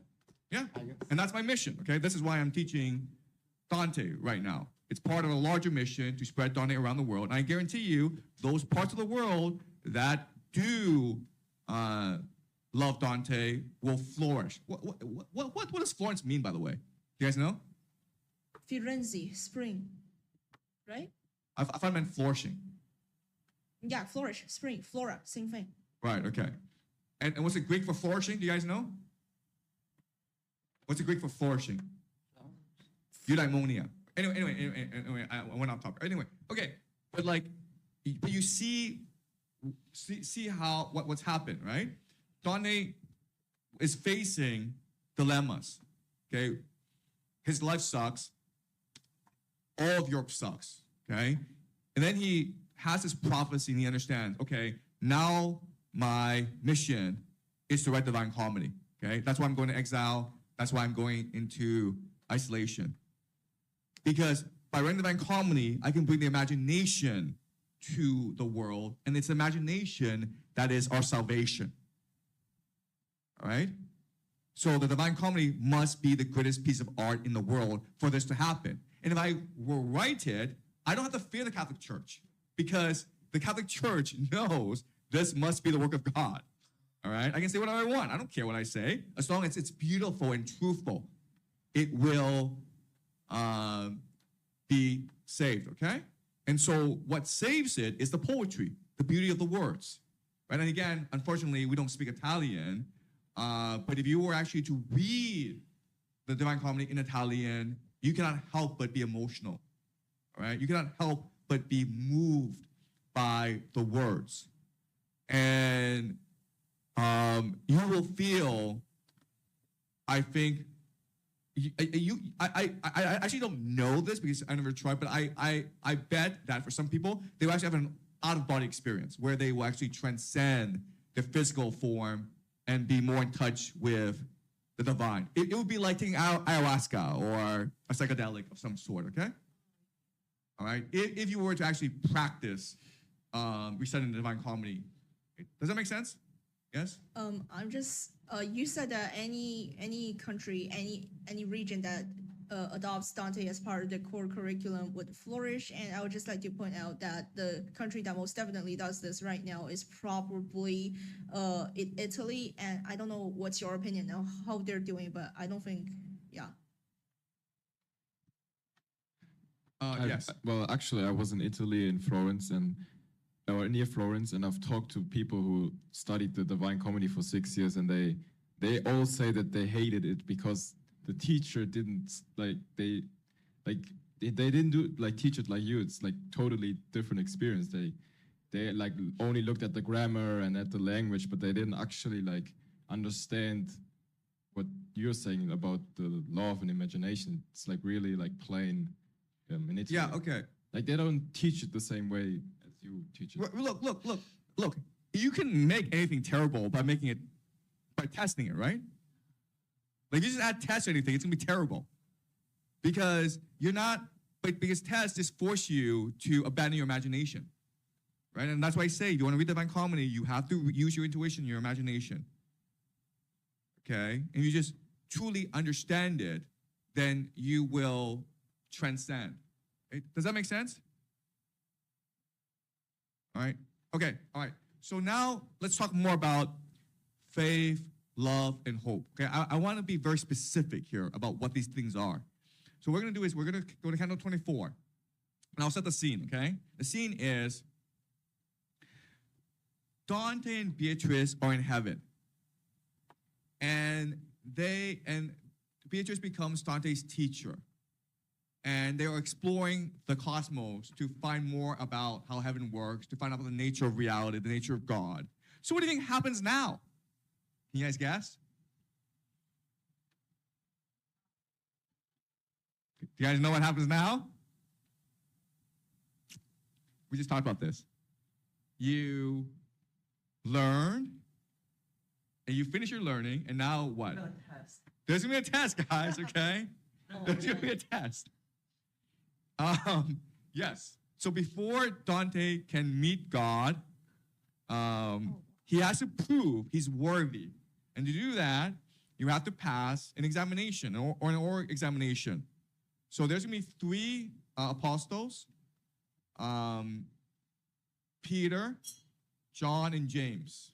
And each of these apostles is going to test Dante on a concept. The first concept is faith. What is faith? Second concept is what is hope. Third concept is what is love. And only if Dante answers all three to the satisfaction of these apostles can now he ascend to the highest realm, the Imperium. Okay, does that make sense? Okay? So this is really funny. You're in heaven and they make you take an examination. Okay, so you can never ever escape tests. All right, so this is the test of faith. And by the way, what's happened is that Beatrice has taught Dante, and now Beatrice has to observe Dante, okay? She cannot participate, she cannot help Dante. Dante is now by himself, okay? He now has to prove that he's absorbed the true teachings of heaven. All right, okay, so Canto 24. Canto 24. O fellowship that has been chosen for the blessed Lamb's great supper, where he feeds you so as always to fulfill your need, Since by the grace of God, this man receives foretaste of something fallen from your table before death has assigned his time its limit, direct your mind to his immense desire, quench him somewhat, you who forever drink from that source which his thought and longing seek. So Beatrice and these delighted souls formed companies of spheres around fixed poles, flaming as they revolved, as comets glow, and just as in a clock's machinery, to one who watches them, the wheels turn so that, while the first wheel seems to rest, the last wheel flies. So did those circling dancers, as they danced to different measures, swift and slow, make me a judge of what their riches were. Okay, stop. Okay, all right. So, guys, for homework, not only do I want you to reread what we discussed today, but I also want you to look at artwork, imagery inspired by the Divine Comedy, okay? It's a very visual poem, and there's lots of paintings, lots of artwork inspired by it, so that you know how creative it is, but you also recognize how crazy all this is, okay?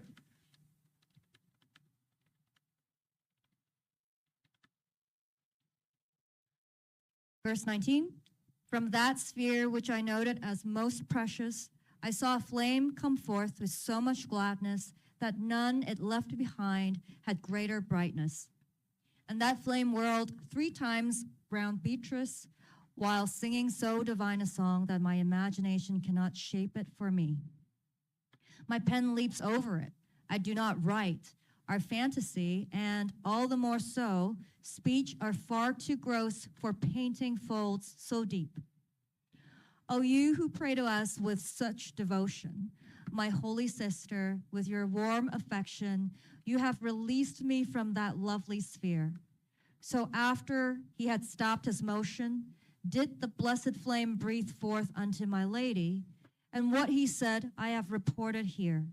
She answered, O eternal light of that great man to whom our Lord bequeathed the keys of this astonishing gladness, the keys he bore to earth, do test this man concerning the faith by which you walked upon the sea. Ask him points light and grave, just as you please. That he loves well and hopes well and has faith is not concealed from you. You see that place where everything that happens is displayed. But since this realm has gained its citizens through the true faith, it rightly falls to him to speak of faith, that he may glorify it. Just as the bachelor candidate must arm himself and does not speak until the master submits the question for discussion, not for settlement, so while she spoke, I armed myself with all my arguments, preparing for such a questioner and such professing. On hearing that light breathe, good Christian, speak, show yourself clearly what is faith. I raised my brow, then turned to Beatrice, whose glance immediately signaled to me to let the waters of my inner source pour forth. Then I, so may the grace that grants to me to make confession to the chief centurion permit my thoughts to find their fit expression, and followed, Father, as this truthful pen of your dear brother wrote, that brother who with you set Rome upon the righteous road, faith is the substance of the things we hope for and is the evidence of things not seen. And this I take to be its quiddity. Okay, stop. Okay, all right. So what's happening is that Peter, the apostle, is now testing Dante. And the first question is, what is faith? And what Dante's going to do is he's going to repeat what Paul wrote in Hebrews, okay? Which is faith. What did he say? Faith. Yeah, faith is a substance of the things we hope for, and is the evidence of things not seen. Okay? All right. So, this entire situation is kind of weird. Why is it weird or paradoxical? Peter asks Dante, what is faith? And Dante's response is, well, I'm going to refer to the expert on faith, which is Paul, and I'm going to repeat what Paul said, which is that faith is the evidence of things unseen. Why is that weird? Why is this entire situation weird? Yes? Well, because he despises the Catholic Church and Paul is the Catholic Church. So why would he like recite his words and not like the words of Jesus or something? So I think despise is a hard is Or like- is harsh. Okay. Yeah. He is critical of the Catholic Church, right? He thinks the Catholic Church should be reformed, but he doesn't believe the Catholic Church should be abolished. But something weird going on. Yes. The weird thing going on is that all this while Dante is talking about imagination, intuition, and importance of looking into himself, and he criticized the traditional mode of theological learning, which is to recite things and then spew it back out in your when it comes to your own interest. And what he's doing right here is that he's reciting something and he's spewing it out. So what is he doing here? Yeah. So it is a bit weird, don't you think? Right. So Dante is saying, use your imagination, use your will, and now he's partaking in an examination, right? Hebrews. Are you looking for Hebrews? Hebrews 11, yes. Hebrews 11 is where this is okay. So maybe we'll just read a bit of that, okay? Okay. So this is written by Paul. He's trying to explain what faith is. Hebrews 11, NIV. Now faith is confidence in what we hope for and an assurance about what we do not see. Yeah, right. But it goes on, right? So yeah. So maybe you can have the whole passage. Okay. Okay. So there's something really weird going on because where are they? They're in heaven, right? So basically, who can you have questioning Dante about faith? Yeah. Well, no, not, but how about Paul? Because Paul's the expert on faith, right? If you're in heaven, you can access anyone. Get Paul to ask Dante about faith. So clearly, this is a paradox, right? And this is another way that Dante is signaling that he differs from the official teachings, okay? So yes, he's going to repeat the official doctrine, which is that faith is the evidence of things unseen, but he's going to make subtle changes to it. Does it make sense, guys? Because otherwise, why not have Paul test you? All right, can you just read Hebrews 11, okay?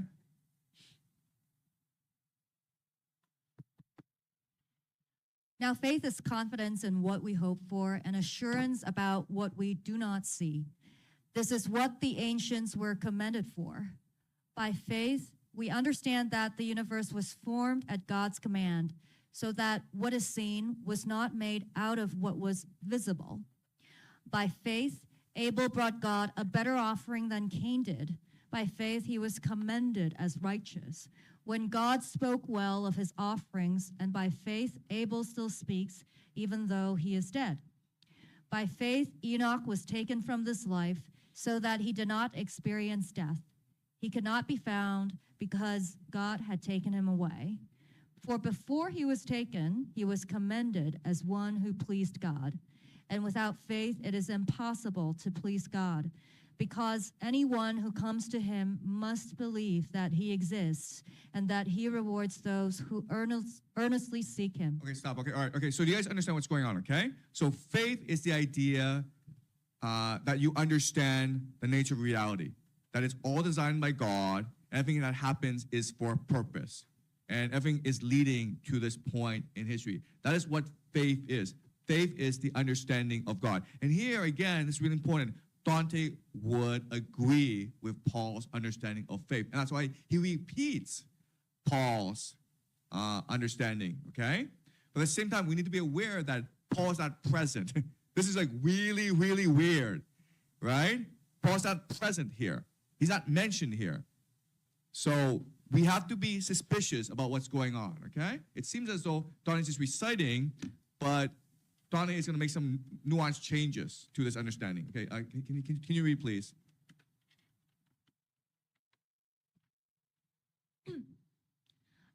Verse 64. And is the evidence of things not seen, and this I take to be its quiddity. And then I heard, you understand precisely, if it is fully clear to you, why he has first placed faith among the substances and then defines it as an evidence. I next, the deep things that on me bestow their image here are hid from sight below, so that their being lies in faith alone. And on that faith, the highest hope is founded, and thus it is that faith is called a substance, and it is from this faith that we must reason, deducing what we can from syllogisms without our being able to see more. Thus faith is also called an evidence. Okay, all right. Okay, so again, he repeats Paul, and now he's going to make adjustments to Paul, right? So faith for Paul is the evidence of things unseen. It is the divine plan. It is what keeps the world together. It is what moves history. That is what faith is. What does Dante say, and how does it change Paul? This is a really hard question, but let's try to figure this out.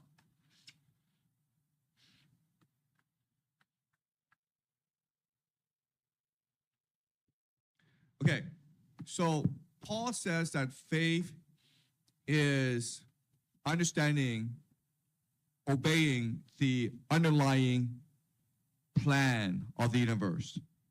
Okay? That's what faith is.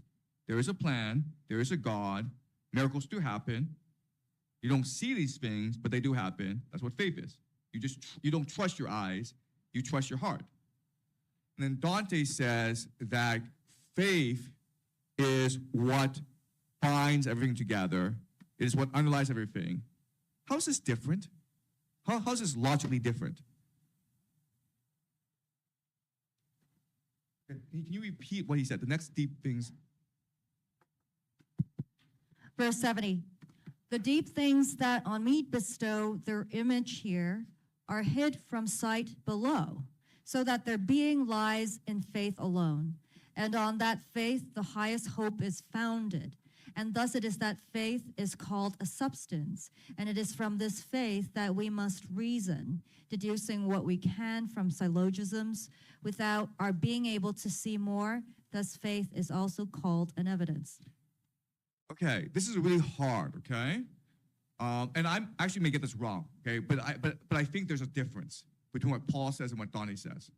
Paul says that faith is the belief in a grand plan, that faith is what moves the universe. But Dante says something different. What is this? Yes?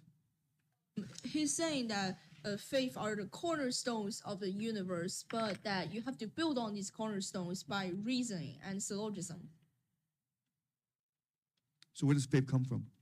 So he is saying that, let me use an example here. So let's say that you don't follow Dante's advice and you use logic to define everything. So you go to logic your way out of believing that God exists. However, what Dante is saying here is that you just have to take it as a matter of faith that God exists. And then you can build on the fact that God exists and then figure out what you want to know. Okay, all right. So okay, I'm gonna tell you what I think this is saying, and I could be wrong, okay? And I'll just say what I'm saying, and we'll see if it matches with the text, okay? I think in Paul's formulation, what he's saying is that the plan already exists, and you just have to believe it exists, okay? It's sort of passive. Does it make sense? But what Dante is saying is that faith is the underlying substance of the universe. And it's what moves the universe. And it's from faith we can build things. But this raises a question of, like, where did faith come from in the first place? And what he's trying to suggest, okay, and I may have this wrong, what he's trying to suggest is that it's an active thing where we are projecting our faith. And it's faith, our faith, is what drives the universe, okay? In other words, what faith is our imagination. And it's the imagination that's the animating force of the universe. So we've gone from Paul, which is just passive, just accept faith, accept miracles happen, accept there's God, to one that's active, like we are projecting our faith onto the universe, which creates a universe, which moves things. You understand? Okay, so without us, there would be no faith. Without us, there would be no universe. That I think is the difference. Okay, so can we just read it again, make sure that my interpretation is correct? I could be wrong. Okay, but let's read it again and see if this is correct. All right? Verse 70. The deep things that on me bestow their image here are hid from sight below, so that their being lies in faith alone. And on that faith, the highest hope is founded. And thus it is that faith is called a substance. And it is from this faith that we must reason, deducing what we can from syllogisms, without our being able to see more. Thus, faith is also called an evidence. Okay, what do you guys think? Do you think that this matches the text? Yes? I have a question. Yes. What are the deep things that on me bestow the image here Where is it? in the first line? The deep things that on me bestow their image here are hid from sight below, so that the being lies in faith alone. So, I mean, he's talking about things like angels and demons and God itself, right? The deep things, the things underlying reality, the things below reality. Forces. To me? Forces. Like underlying forces. Things you can't see, right? Spirits, right? So these spirits must exist through something, and he's saying it must exist through faith alone, right? But then, what's faith then? And how these spirits come into being? It must be an active force, okay, the imagination, right? And the imagination can only come from us or from God. And I'm just interpreting to say it's coming from us, I think. Okay? This reminds me of an analogy I heard about God being a clockmaker, and whether the clockmaker kind of designs the innards of a clock and leaves it be, and the clock runs itself, or is there human agency in the clock running? And I think what I hear is that Paul sounded more passive in that, and could be what was mentioned as more predetermined, that things were set in motion. But here Dante is, you matter, you're an active agent, imagine and do, and you're part of the grand truth and beauty of the universe. Yes. And also, like, reason must be based on the imagination, right? You must believe God exists. You must believe there is a plan to the universe. And from that, you can reason things out, okay? Reason and imagination are not in conflict with each other. Reason and imagination, reason is built on top of imagination, okay? So again, we can argue back and forth. And I wish we actually had a Dante scholar in here who actually knows this stuff, okay? Because I'm just guessing, okay? This is what my intuition is saying he's saying, okay? Do you have footnotes on this?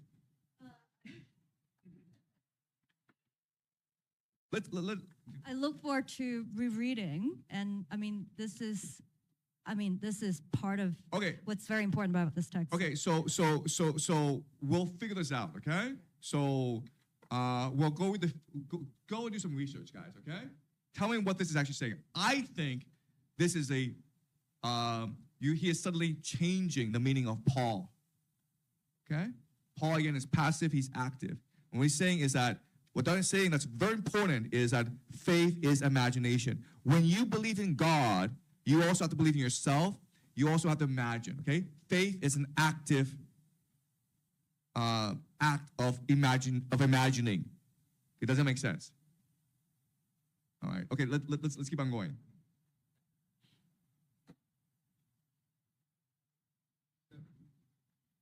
Yes? Oh yeah, so what do you mean faith is kind of thing you have to determine your mind to believe it so it will exist, or if you don't believe it and the faith just do not exist. Okay, so is that what you mean? so let's clarify this, okay? In science, right? God doesn't exist. If you can't see it, it doesn't exist. Is that correct? Right? And what Dante is saying is that if you do it that way, you'll never get anywhere. All right? And yes? Well, but energy is something that you talk about in science, and energy you can't see, so energy can be God in science. Sorry, it's not something you can't see, it's something you can't measure. Okay. You can measure energy. Yeah. right? Okay. So if you can't actually measure it, it doesn't exist. But then, it's like you have all these holes in science, which is like, what is consciousness, right? No one is allowed to ask this question. What is consciousness? Yes. So I'm actually really interested in this question. So like Dante has been shown like these deep things, right? He has been shown these angels, and Beatrice is leading him around like this. I mean the Dante in the story, not Dante the author. And so is the Dante in the story's faith therefore diminished because he has seen and has proof of these things, because he's no longer believing them on merit of faith anymore? Okay, that's a really interesting question, and I think the simple answer, but does anyone have a response to this? The Divine Comedy is a product of his faith. Do you understand? It's only by having faith could he write the Divine Comedy. No. I'm talking about the Dante in the story, not the Dante the author. Oh, okay, yeah, go ahead. Yeah, I'm just really looking forward to understanding what love in this case in Dante's mind is, because it looks like faith looks like love, sounds like love. So yeah, so I think I try to read this text from on different layers. So the fundamental layer for me is textualist layer. So I'm trying to read everything in Italian, and in the presentation of the concept of faith, I think I'm not fluent in Italian, but I think the word used for evidence actually is argumenti. So it's not evidenza. It's not evidence. So I think there is a major diversion between the English and the Italian text. So if we take evidence away and change it to the argumenti, so there is not. It's on line 76. Yeah. Credenza. So the Credenza. English is not an exact line by line credenza translation. is faith. I'm talking about evidence. Evidence in Italian is evidenza, and in the Dante text it is argumenti. It never used evidenza, so it is argument. So wait, sorry. Okay, so okay, let's think about what this line actually means. Faith is the evidence of things unseen. What does this line actually mean? Faith is the evidence of things unseen. What does this actually mean? That it tells you your senses don't like you cannot trust your senses because your senses doesn't catch it. But Wait. There's no evidence this exists. You understand? It's all faith. Faith is the only evidence. No, faith is the only argument. I think the original word argumenti is the perfect word because it is just an argument. It is just a perception. It doesn't. You don't have to deduct anything from it. That's faith. Right, okay, yes, okay. So that's the idea, okay? There is no evidence, okay, beyond faith. You have to believe it exists, otherwise it doesn't exist. That's it. There's no point in arguing about this because there's absolutely no evidence otherwise. Yeah, I know. So back to my question about the fictional Dante. Is the fictional Dante's faith diminished because he has proof of what he used to believe in? Okay, so this is how I would understand, okay? Dante, the pilgrim, would not have been allowed to go on this journey unless he had faith. Does that make sense? Okay? But within the faith, which is hard, there has to be some experiences that confuse him, that blind him from his true faith, which is like, why am I in exile, in isolation, and poor? If I'm truly worthy of God, why did God have this faith for me, okay? So he's going on this journey because he has faith. And this journey, it's meant to remove all the doubts and the fears from him. Does that make sense? The faith is always there. He wouldn't be on this journey unless he had that faith, right? And this entire journey, it's meant to clarify for him why he has faith. So you're saying that he goes on this journey and he experiences all these things of his own free will, that it is not poured into his brain? Uh, uh, okay. So first of all, divine comedy, it's a pure act of imagination, right? He didn't actually go to heaven. He might have had visions, but he didn't actually go to heaven. And this pilgrim, it's meant to allow us to go on our own journey. Do you understand? And because he's meant to represent us, then it depends on who you are.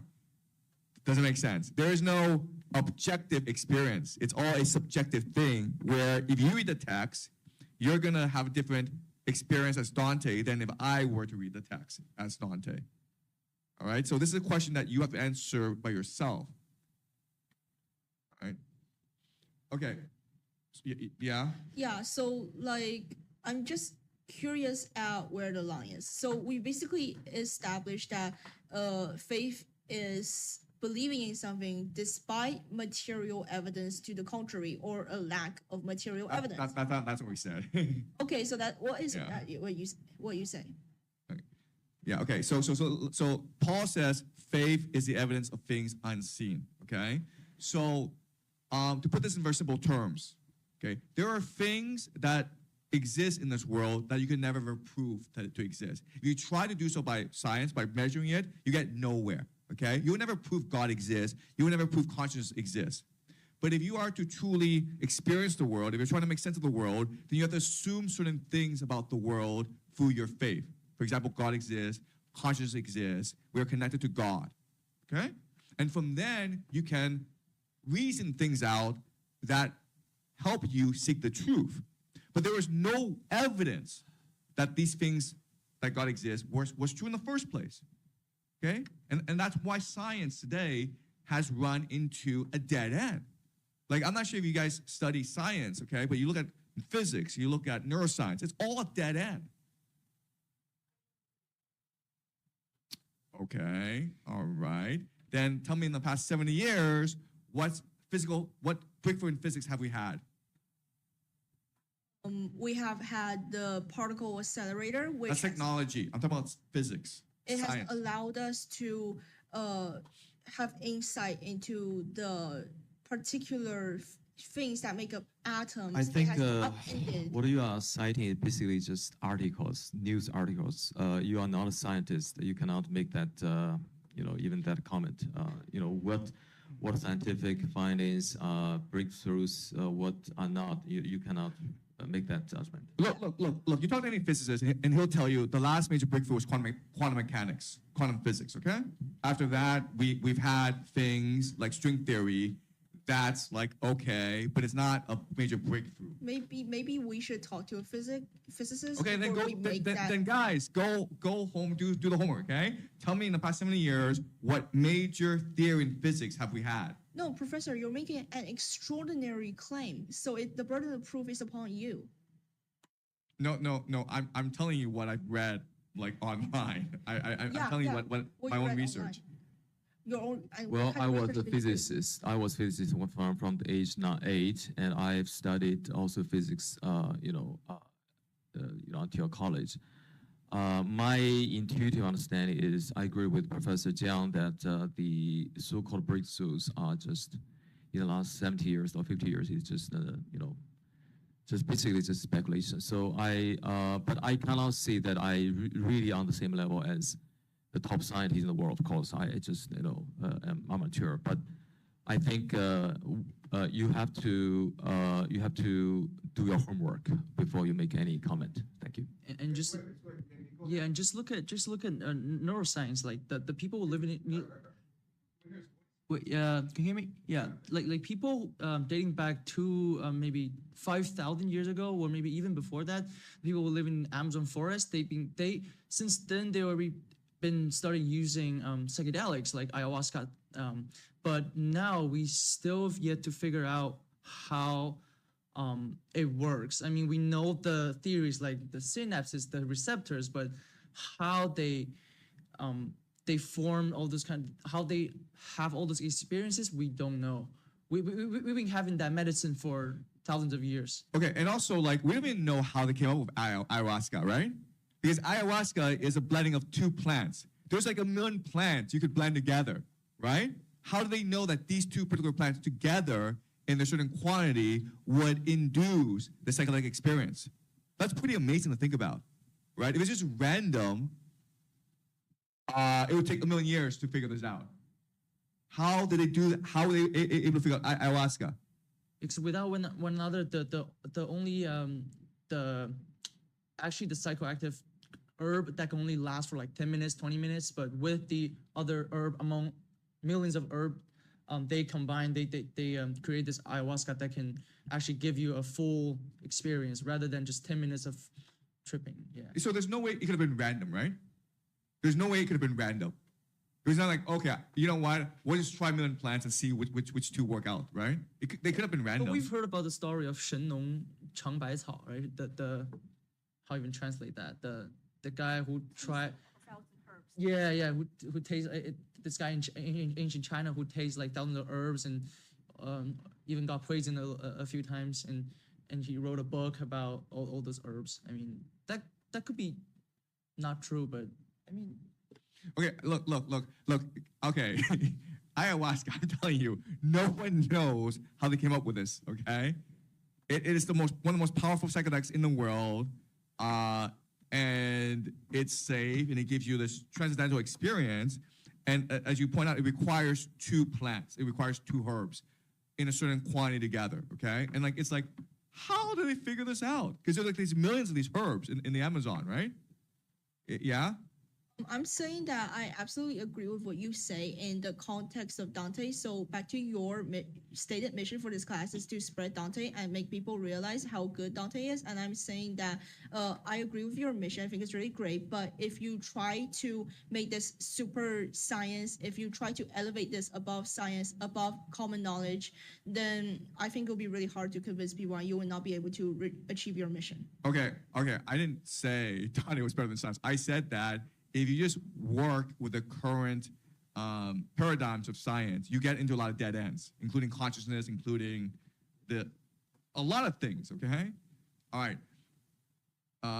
Any other comments or questions? Yes?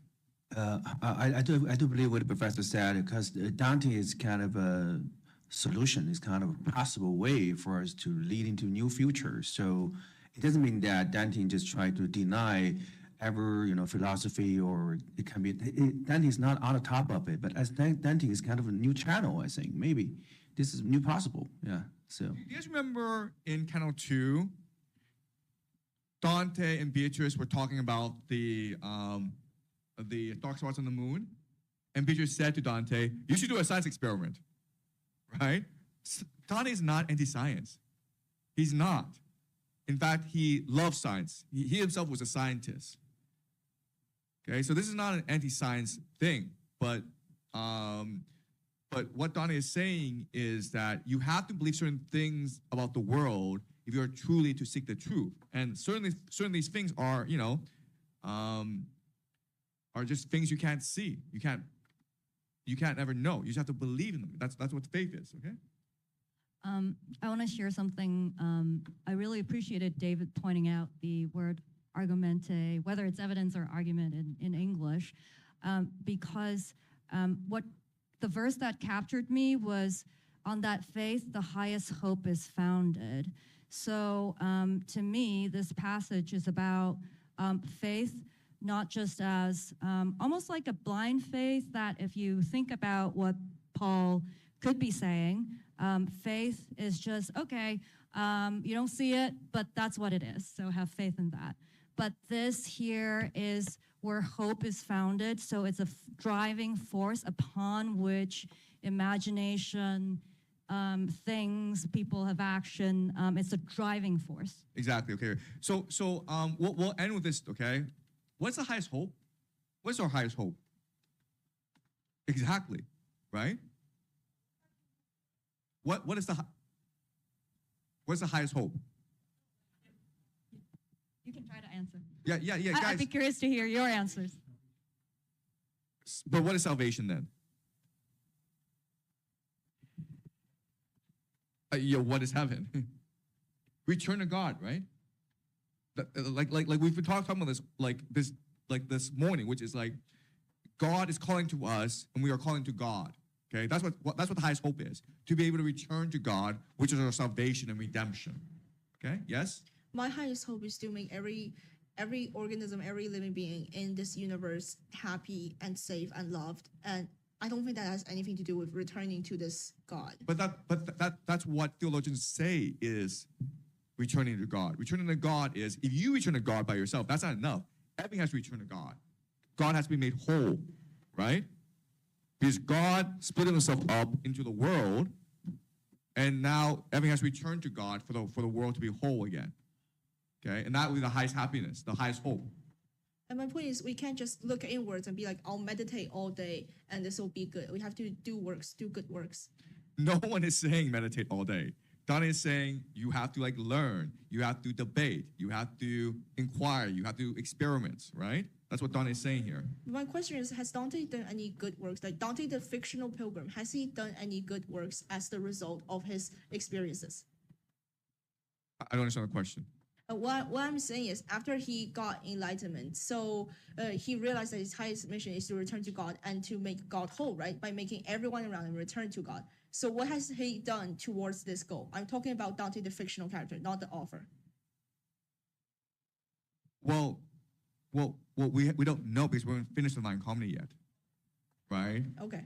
Okay. When we get there, we'll know what he did. Okay. Yes. Clarification on faith. Can I interpret it as just fully committing to a hypothesis, like in Dante's terms, fully committing to the hypothesis that, fully committing to the hypothesis? Well, if you change the hypothesis to faith, yes, committing to your faith. Committing to your hypothesis that God exists. No, because hypothesis can be proven wrong. Oh, that's true. That's true. Right. Eventually. The faith is the assumption, the thing from which everything must come, right? In order to achieve the highest hope, you need to have faith, right? Yes?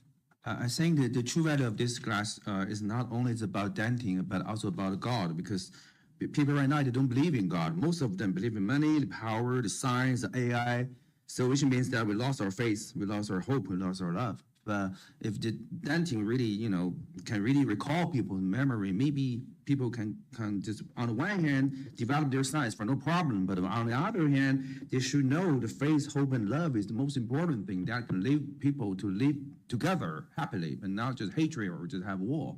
Maybe. So I get asked a lot what I think the path forward is. Okay, we live in a world of war. We live in a world where Donald Trump is president, And so what is the path forward? And the answer is, if we all read Dante, our imagination would be activated and we would have the faith to achieve the highest hope, okay? The answer is not in me, the answer is in you. The answer is by reading Dante to achieve your true potential, your true self.